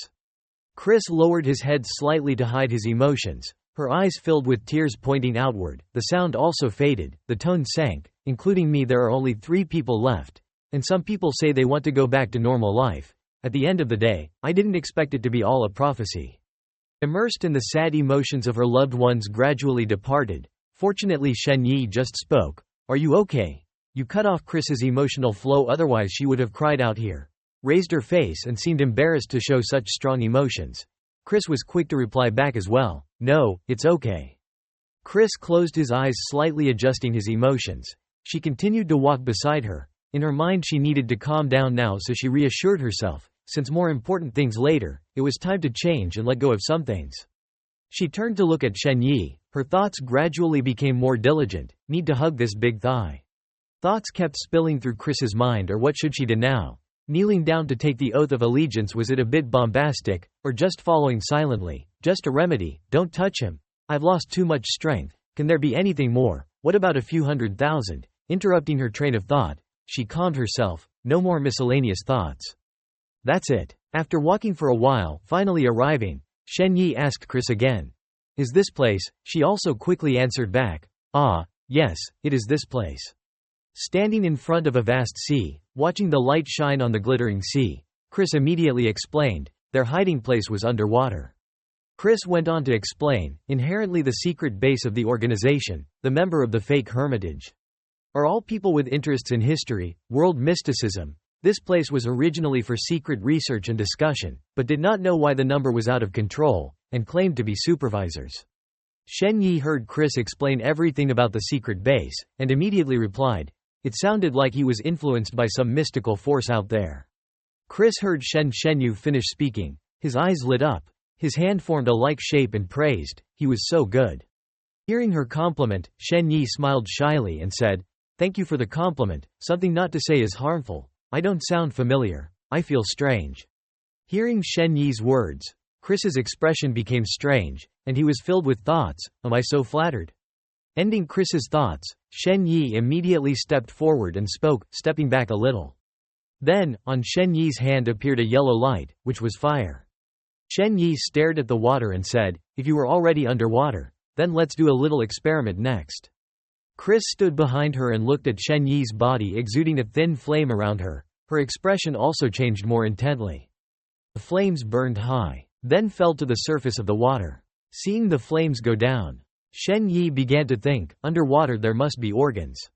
Oh, maybe this, a rectangular object with a special shape that rises upwards in the light of fire.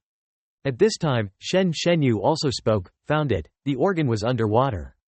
Chris looked at Shen Yi like a strange creature with the same gaze and thought, like terror, the reality is cruel. At least he has the power to destroy. Seeing Chris's expression, Shen Yi immediately said, Sorry, did I scare you?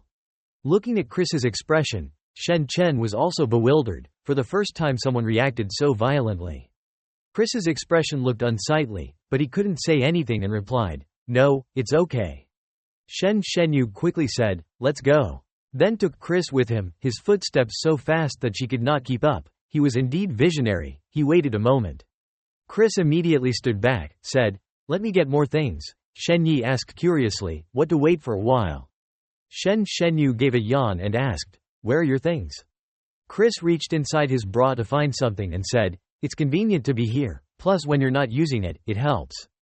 Walking towards a wall, the light dimmed just enough to clearly see the nearest surroundings. Chris said, Ah, found.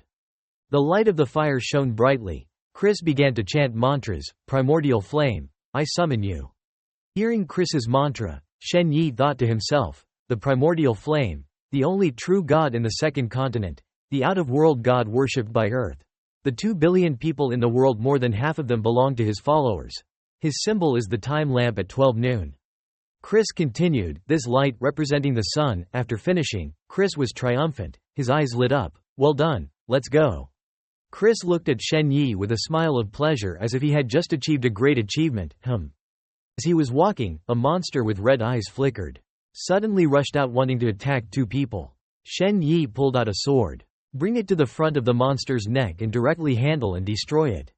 Looking at Shen Yi's actions, in Chris's surprise and admiration, it was so strong. Blue light appeared. Chris stood with his back to Shen Yi. Shen Yi immediately spoke, "What are you doing?" Chris gestured to the clean road ahead, gesturing, "I've cleared up." Looking at Chris's actions, Shen Yi thought. It seemed that she was taking her heart, with a reluctant face, and replied, "Good job." In the Matrix, there were monsters all the way to prevent Chris and Shen Yi from entering. Seeing Chris tense, Shen Yi immediately spoke, "Just small monsters, relax a little." From Chris's perspective, Shen Yi is like a true superhero, with thousands of praises. Meng. Getting into the honeycomb, Shen Yi exclaimed, which turned out to be so, much to Chris being stunned. Chris looked at Shen Yi wistfully. He seemed to have clues and secrets related to the fake bronze. Chris walked behind him staring, and Shen Shang was still thinking. It was a hidden subconscious place of the outside world, so he had to be calm to exert his full strength. Standing in front of a patchy tiled wall, along with a single lamp that only flickered dimly. The light suddenly flashed. Shen Yi immediately discovered something. This is some kind of hidden organ. Shen Yi and Chris stood in front of a transparent glass wall that looked through the outside and could see the creature swimming outside. Shen Yi said, "It is possible to create such a tough invisible glass wall."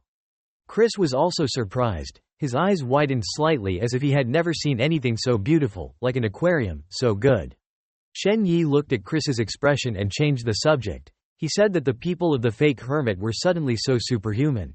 They were originally earth lovers but did not know much about the world. After hearing Shen Yi's words, Chris also replied, "That's right."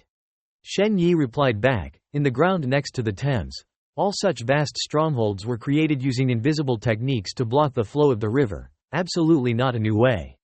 Hearing Shen Yi's words, Chris also spoke suspiciously. He meant, there were people of Earth in the hermitage.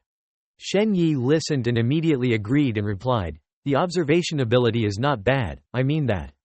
Shen Yi finished answering and fell into his thoughts. "I have been using the soul ball every day for 2 months to read more, finally have a chance to show." The dim light surrounded Chris and Shen Yi in the dark mansion. Shen Yi immediately stepped forward and said, "Let's move on." Walking beside Shen Yi, Chris suddenly called out, "The boss," and Shen Yi, who didn't know what to say, was silent. Suddenly a few red specks of light appeared that looked like eyes glowing in midair. Shen Yi held Chris back and said, "Carefully, you step back." Chris stood backwards, trembling. Her uncontrollable limbs trembled all over her body. She said to Shen Yi in fear, "Let's step back." 2 red-eyed, blue-white monsters sprang forward, looking like an ugly fish with their mouths open and yawning to swallow them both. Chris panicked when he saw the other 2 monsters staring at him. His face pale with fear, she said shakily, "Why do they keep staring at me?" There was light beside her, which was probably the reason they looked at her inexorably. Shen Yi found out why they kept looking at her, turned around and said, "Bring the light to me. They will attract demons." And then Chris replied in fear, "Okay." Chris moved closer to Shen Yi and the monsters also began to want to attack. The 2 monsters pounced on each other to grab them. A barrier is created in a circular shape. The blue gentle light escapes outside. Shen Yi created a barrier to protect himself. The demons could not approach or attack him. Shen Yi took out a cross and muttered in his mouth, "With the protection of the cross, nothing can defeat me." A whirlpool accumulated in Shen Yi's hand, curled up like a tornado. A whip was drawn. Shen Yi grabbed it tightly and whipped it into the air, hearing crunching sounds. Shen Yi rushed forward, his hand whipping around to create a weapon that made the monsters hesitate as well. A whipping across the belly cut the monster in half, dissolved. Continue to whip one more shot vertically from the top, causing the other monster to split into 2 pieces quickly. The whip was still swinging incessantly, constantly bumping into the air. The monsters were dealt with one by one, thanks to the support weapons, which was faster than ever. Shen Yi stood stunned in the ground of the secret palace watching the monsters disappear. After he finished, Shen Yi immediately said, "It's too much." Shen Yi heard Chris's voice behind her and guessed what she was doing. Chris said, "I vomited." After hearing Chris's words, Shen Yi looked at the mess and didn't let her change her mind and said, "Clean up this place." Chris quickly stepped forward, knitting his hands together and starting to clean up, she thought, to perform well. Shen Yi looked at Chris diligently in his heart, but also used such magic, and thought, it is possible to use the invisible art. Shen Yi saw this, and immediately had a thought of redemption. He really wanted to invite her to work at the coffee shop, but unfortunately, I have to often use my power in the outside world. As a responsible person, I can't give up this responsibility. After cleaning up, Chris found something and raised it high and beckoned to Shen Yi, the boss, and immediately Shen Yi replied, "What's wrong?" Chris held the notebook in front of him to Shen Yi and said, "It seemed to be some important notebook hidden under the table." Shen Yi took the notebook and replied, "Good job." Hearing Shen Yi's compliment, Chris's eyes immediately lit up triumphantly. Chris took the notebook and opened it and said, "Let me help you," then immediately raised it for Shen Yi to read the words inside. Shen Yi also enthusiastically agreed to say, "Okay." Chris left the flame close to Shen Yi to read. The words in the notebook were read by Shen Yi one after another. "Thank you for giving them new instructions. Without that help we would not have reached the new world. We have never seen anyone noble, as compassionate and wise as he is. Henceforth the hermit is officially established. May he be able to give us more of mystical knowledge, such worthwhile things." Chris carefully helped Shen Yi continue to read through the other notebook in the conclave. "Last night he miraculously showed us the true miracle. Just one snap of his fingers caused the river Thames to be cut. Also gave us strength far beyond normal. As instructed by the first miracle, we begin to gather the necessary cause so that he can begin." Shen Yi began to fake his voice.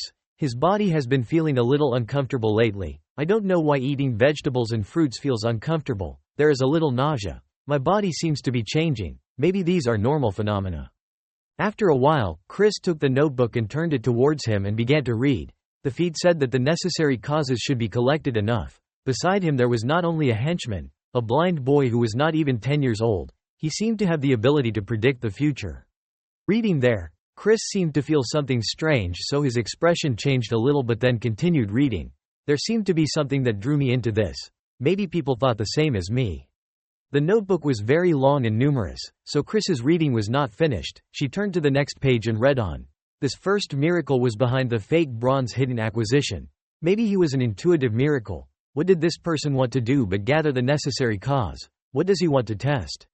Finally reaching the last page of the notebook, Chris took it in his hand and looked up at Shen Yi and said, "Boss, the journal written here is over." Shen Yi heard the contents of the notebook and heard Chris say the same, didn't say anything more, just answered through the speaker, After finishing, Shen Yi immediately looked at Chris and said praise. Reading very well, pretending to be very genuine. Immediately after, Chris was overjoyed, thanking the boss.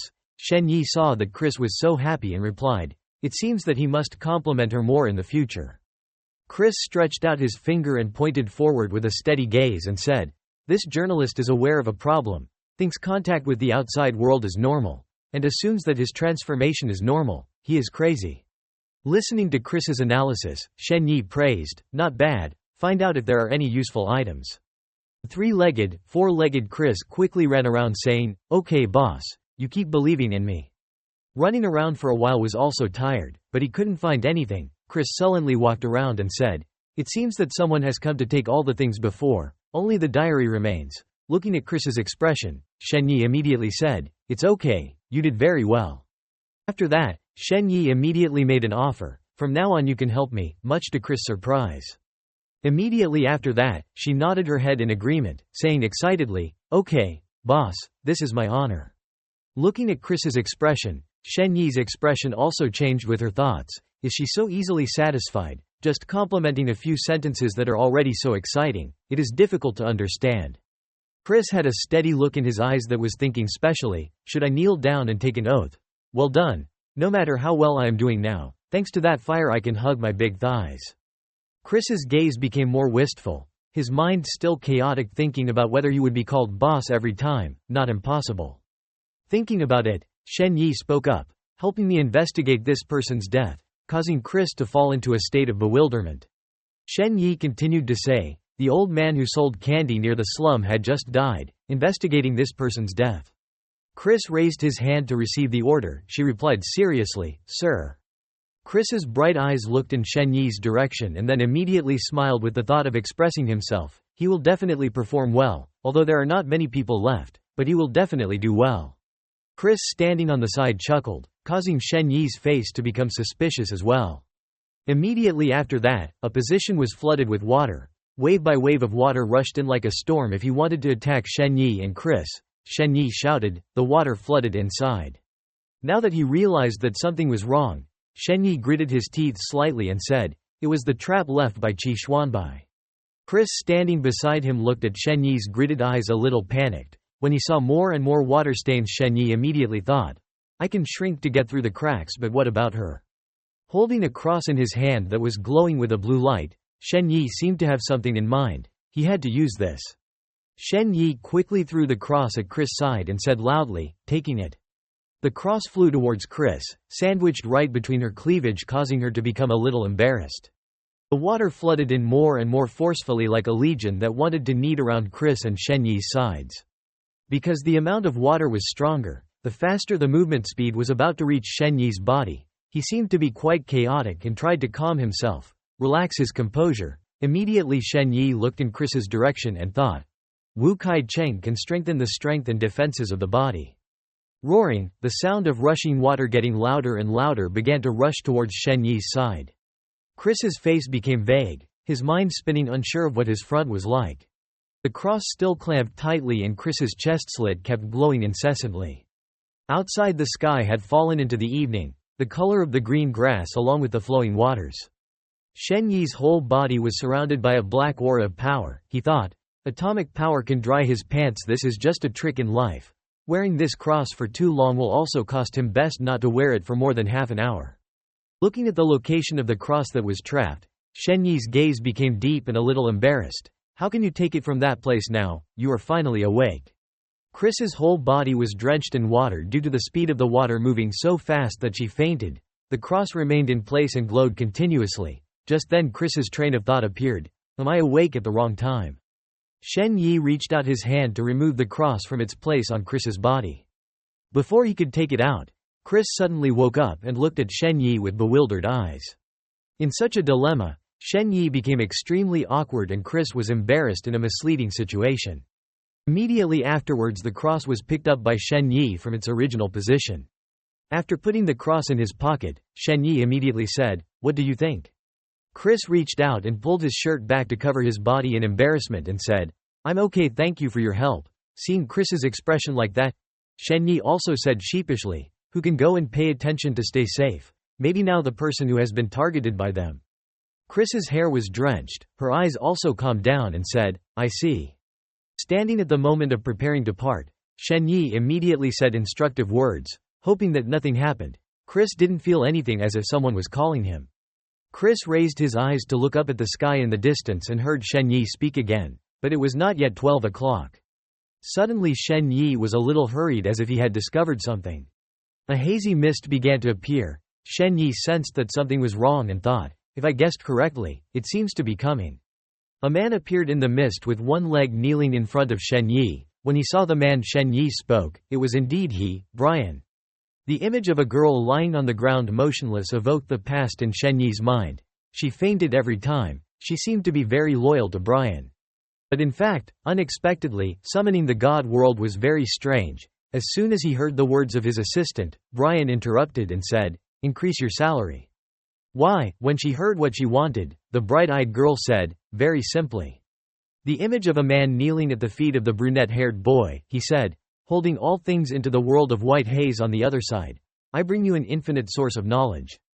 A small glass jar containing blue light flew up near the brunette boy, causing his face to become tense. According to the theory of the cosmic crown church, when the primordial flame initially evaporated the spirit water that created the universe, from which the first generation of humans also came from that white steam, although there is no water in real life, it is strangely magical in the spirit. I heard that we can use it to create real souls. The brunette boy reached out to support the small glass jar, and immediately said, I accept the sacrifice. The dark-haired man stared wistfully at the front of the small glass jar, thinking. He had seen the material about the spiritual water in Yale's spirit orb. Most people said it had no effect at all. The dark-haired man raised his hand to cover his mouth and made a fake coughing pose and approached the brunette boy and said, Because throughout history there have only been a few creatures capable of creating living souls. After he finished speaking, he suddenly appeared thinking, calculating like that. Thinking carefully about the brunette's words, the dark-haired man paused, regretting that he was only pretending to be from the god world. Last time in a dream what Anna and Byron saw completely different from him. As if detecting something, the dark-haired man immediately gave a reluctant smile. Is this summoning state the same as last time? Then isn't it very stupid to just disappear as long as this is very stupid? The dark-haired man was deep in wistful thought, but immediately put down the thought of reassuring himself. Stop safe first. Highs belonged to Xiao Jiaoyu last time. This time it didn't belong anywhere. Non-obscure objects, non-visual objects, non-visible self-disciplines, autonomous obstructions. After hearing the dark-haired man's words, the brunette boy suddenly discovered something thoughtful. This is the unified thing that is talked about. This is one of the highest taboo knowledge of alchemists. If it can be understood that it holds it, the user can destroy and even reconstruct it everything. Just then the brunette boy spoke. I will serve you forever in the endless white mist. Your gift is good luck to me. Your command is my destiny. Your greatness reflects my mediocrity. The dark-haired man who heard the words that the brunette boy said immediately stood up. Zi Guang false, the ghost girl who said that Zi Guang fake was going to Balin to use his life to destroy the false way god. Not knowing if this false way god was referring to him or not. Standing under the white mist, the dark-haired man said his last words, to the future of the earth. Just then the dark-haired man disappeared, leaving words echoing in space, the messenger of Shangwu. Just then the brunette boy said, going to the rendezvous point to search for the cause of the thick fog. The brunette's countenance became unusual, the Belland Imperial Academy. Looking at Anna lying on the ground, the brunette boy continued, it will cost you to come to me. Faced with many chaotic choices, the brunette man said, I need to deal with something very important now. A white smoke stood on the sandy shore, lowered. The waves also calmed down, leaving tiny drops of water rolling on the surface of the sea. Shen Yi returned to the normal space of modern times and looked around for a while and then spoke. It seemed that he was the one with the problem, not the coffee shop. The concussion happened based on his changed position. Holding the blue glass jar in his hand, he said, he had collected another item, but still had to find the clue of the false light. Seeming to have realized something, Shen Yi said, wait for such a large campus. How can you pass here? There is no car in the middle of the night. Immediately looking back at his mind, he continued, whether to use atomic power. Suddenly he felt the need to think more carefully. Not being able to do so would be greatly affected. The words he had just said made the following sentence refute the previous one. Apparently a bicycle had been left on the side of the road before. He looked towards the side of the road and saw a bicycle leaning against the wall. Although there was a lot of bite in his heart, but it was only temporary, he said, sorry, I will return it immediately. He held a green object in his hand and began to give it. As soon as the blue thing flew up, he said, unlocking it. In another place the brunette man was standing in a corner. Raising the fan hand to the sky, a streak of light began to appear. Splendid view of a castle with twinkling blue lights. Eva ran quickly towards her dear father, running her while shouting, Dad, why is it so late for you to come back and worry me about death? As soon as Eva plunged into her father's lap, he put his arm around her and rubbed her silky blonde hair with one hand and said, good Eva is because you are not good.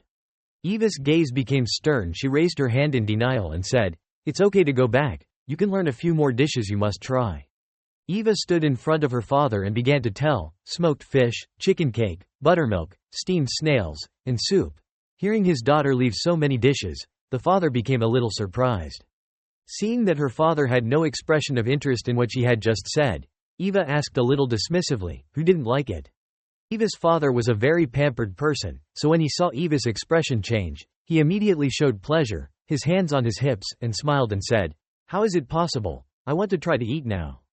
The figure of someone rushing in the night sky. Young Shen Yi looked like he was about to do something. When you work hard. Eva's father, after being invited and waiting by his daughter, now finished enjoying the food she cooked with a radiant expression on his face. On the way people and carts hurried through the blowing winds. Eva's father with a satisfied face rubbed his daughter's head gently with affection. On this side, Shen Yi was constantly riding his bicycle across the road at a rapid pace. After cleaning up and eating well, Eva and her father returned to her room. Eva sat on her dear bed looking at her father who was sitting in the chair and said, when are you new to Belland? The father didn't seem very comfortable but still replied back to his daughter, rest assured. The father's gaze became much darker and unpredictable, very soon I will bring you back. Just then Eva's father said to her, "Eva, now we have to go." Hearing her father's words, Eva smiled, reassuring her father, "It's okay, I sleep right here. Remember to pay attention safely." Her father turned to give his daughter a look. As soon as he saw that Eva had laid down on the bed covered with blankets, he also began to turn away with the thought in his head, "I promise you Eva must take good care of yourself." He walked in the bookroom with tall shelves filled with different books in the night. Suddenly a voice in the background called back, "Brian." Brian turned around and saw the other boy and said, "You came just in time. Having a good son, I see that." My face immediately becomes helpless to think, and I am not afraid that I will be late and gone. Brian heard the answer and knew what his thoughts were. There were thoughts in his mind, already a step ahead. Could he know where his every move he wanted to go? Brian had such a thought and angrily clenched his hand into a fist, thinking, "This guy is terrifying." Just then, as if to clear the atmosphere of these dullness, the other said, "You know the false light, right?" Brian replied, "Yes." Brian quickly replied, "As far as I know that he is a saint of the Sun Church. In addition to his destructive power, he also has treasures with tremendous power. However, the Church does not like the name mystical treasures, so it calls them holy objects." Brian stood looking at the other person, and then his eyes were up and down with unknown emotion and continued to speak. "He is one of the 10 saints of very high status. He recently went to Belland, but he doesn't know what the reason is." The dark-haired boy's face stiffened and said, "The false god, he wanted to eradicate them." The dark-haired boy looked in Brian's direction after he finished speaking, but Brian changed his expression and thought, "False god? The first time I heard about the need for a saint to deal with is definitely not an easy person to deal with." The dark-haired man continued to speak, trying to find Zi Guangfang first, follow the observation rather than kill him, report the situation just like the previous times. Brian quickly bent over, his hand raised as a sign, "I was clear, sir." Brian's face became puzzled with the thought. Needing to report in advance led to Willard's death.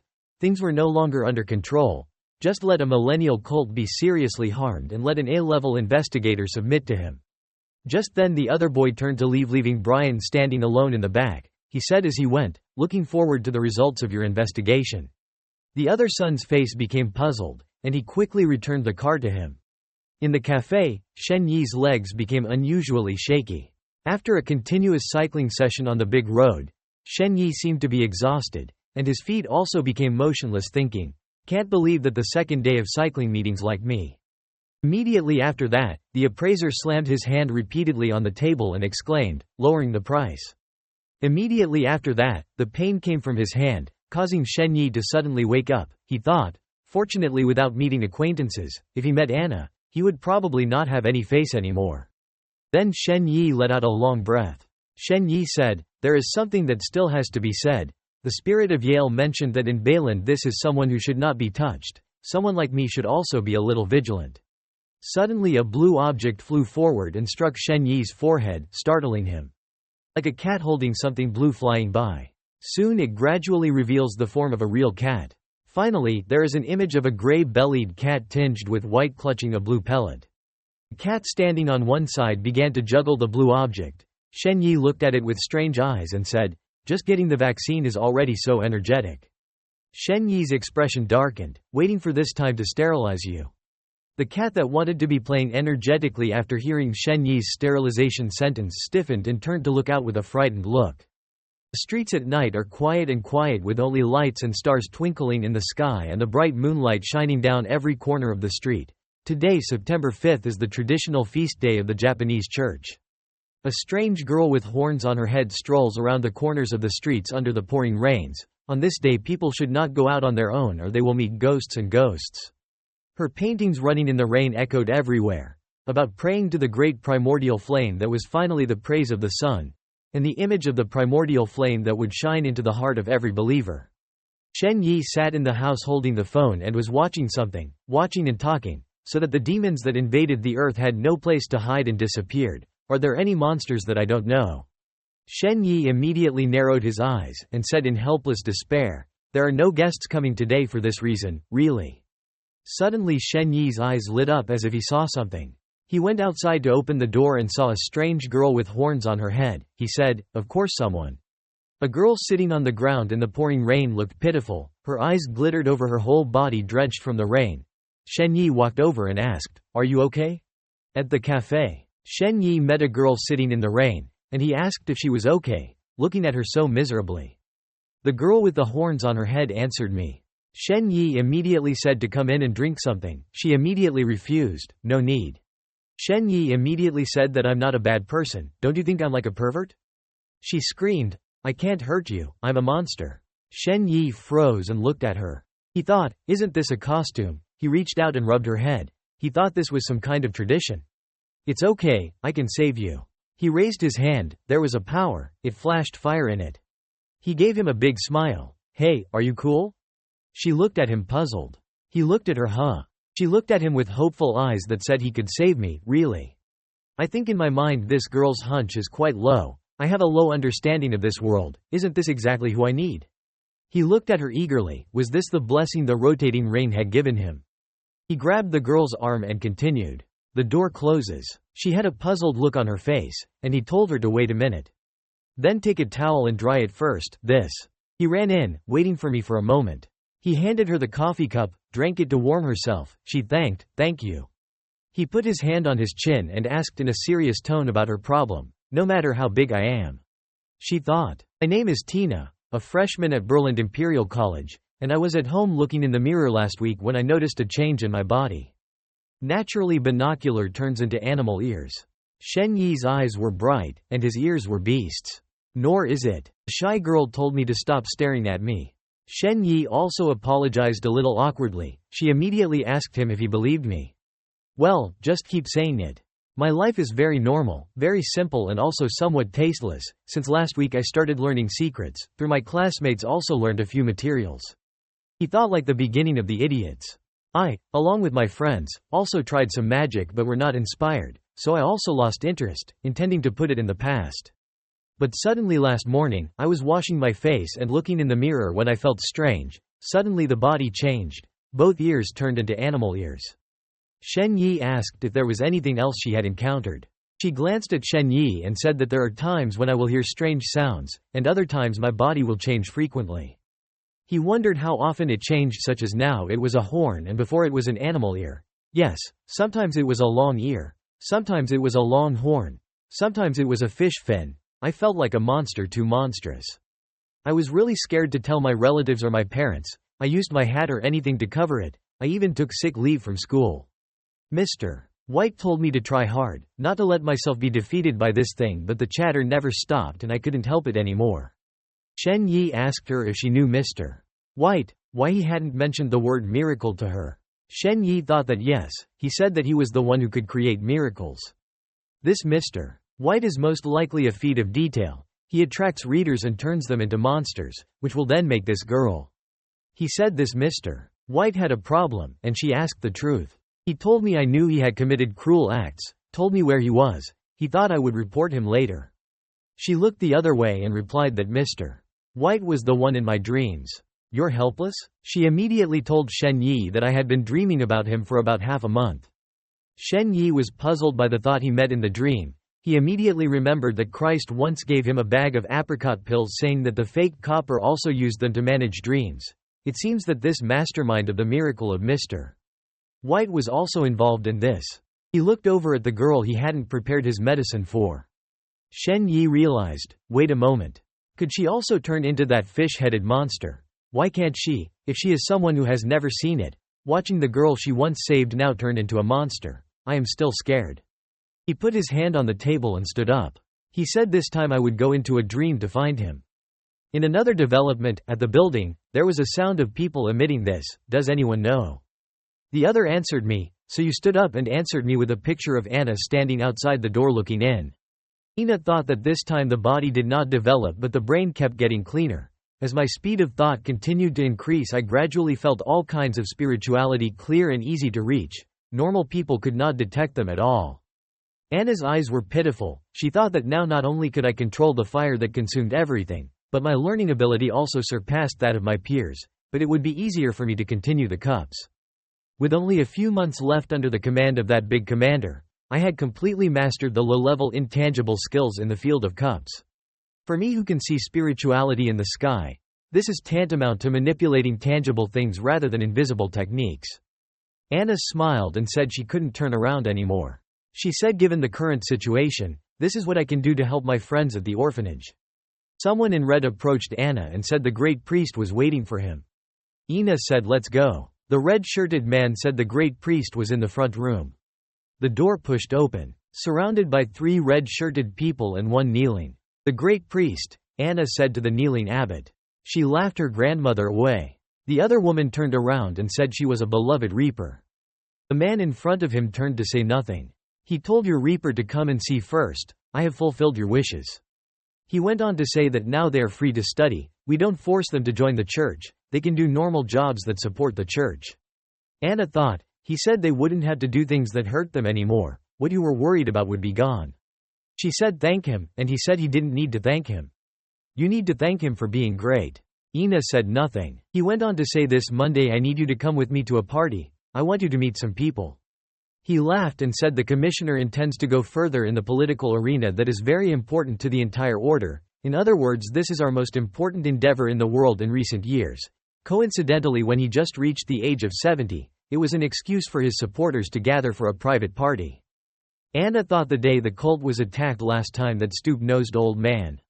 She immediately asked if she needed me to go. It might be dangerous for the ghost room to notice. He said don't worry that this is the party of the world. It's just a normal private party where you can still meet people of your childhood. I just want you to understand more things, not only the affairs of this world but also the underworld. His hand needed a red pellet lately. I was trying to explain it. His evil face looked terrified, along with an incomprehensible smile. He immediately said that ordinary people can also withstand the power of gifts. Immortal life is young and not old. This is something so many people wish. Anna told me what I was about to talk about, don't forget. He replied, of course. I gave the investigator the false transfers, but as prophesied, nothing happened. He gave him a wicked smile and said he couldn't believe that the Budget Society was also involved in this. Ina suddenly converged on the budget. Anna thinks that global organization versus the chaotic Church of Ashes is really huge. It is said that they are supported by many different governments behind it, but it always maintains an independent organization of extraordinary creatures. Anna then told me I needed to report to the envoy, and he replied that I knew you would make the right decision. Ina turned away. He immediately thought that Anna had found the envoy, all because of the seal or the god's instruction. If we rush to the ambassador without guidance, it is a desecration. He turned to ask his subordinate what was that called him Lord Felix. It was a nobleman. There was a medical corporation named after him. He ordered the cancellation of the last meeting with him now that we have too much to be busy with. The subordinate in the hooded red coat clearly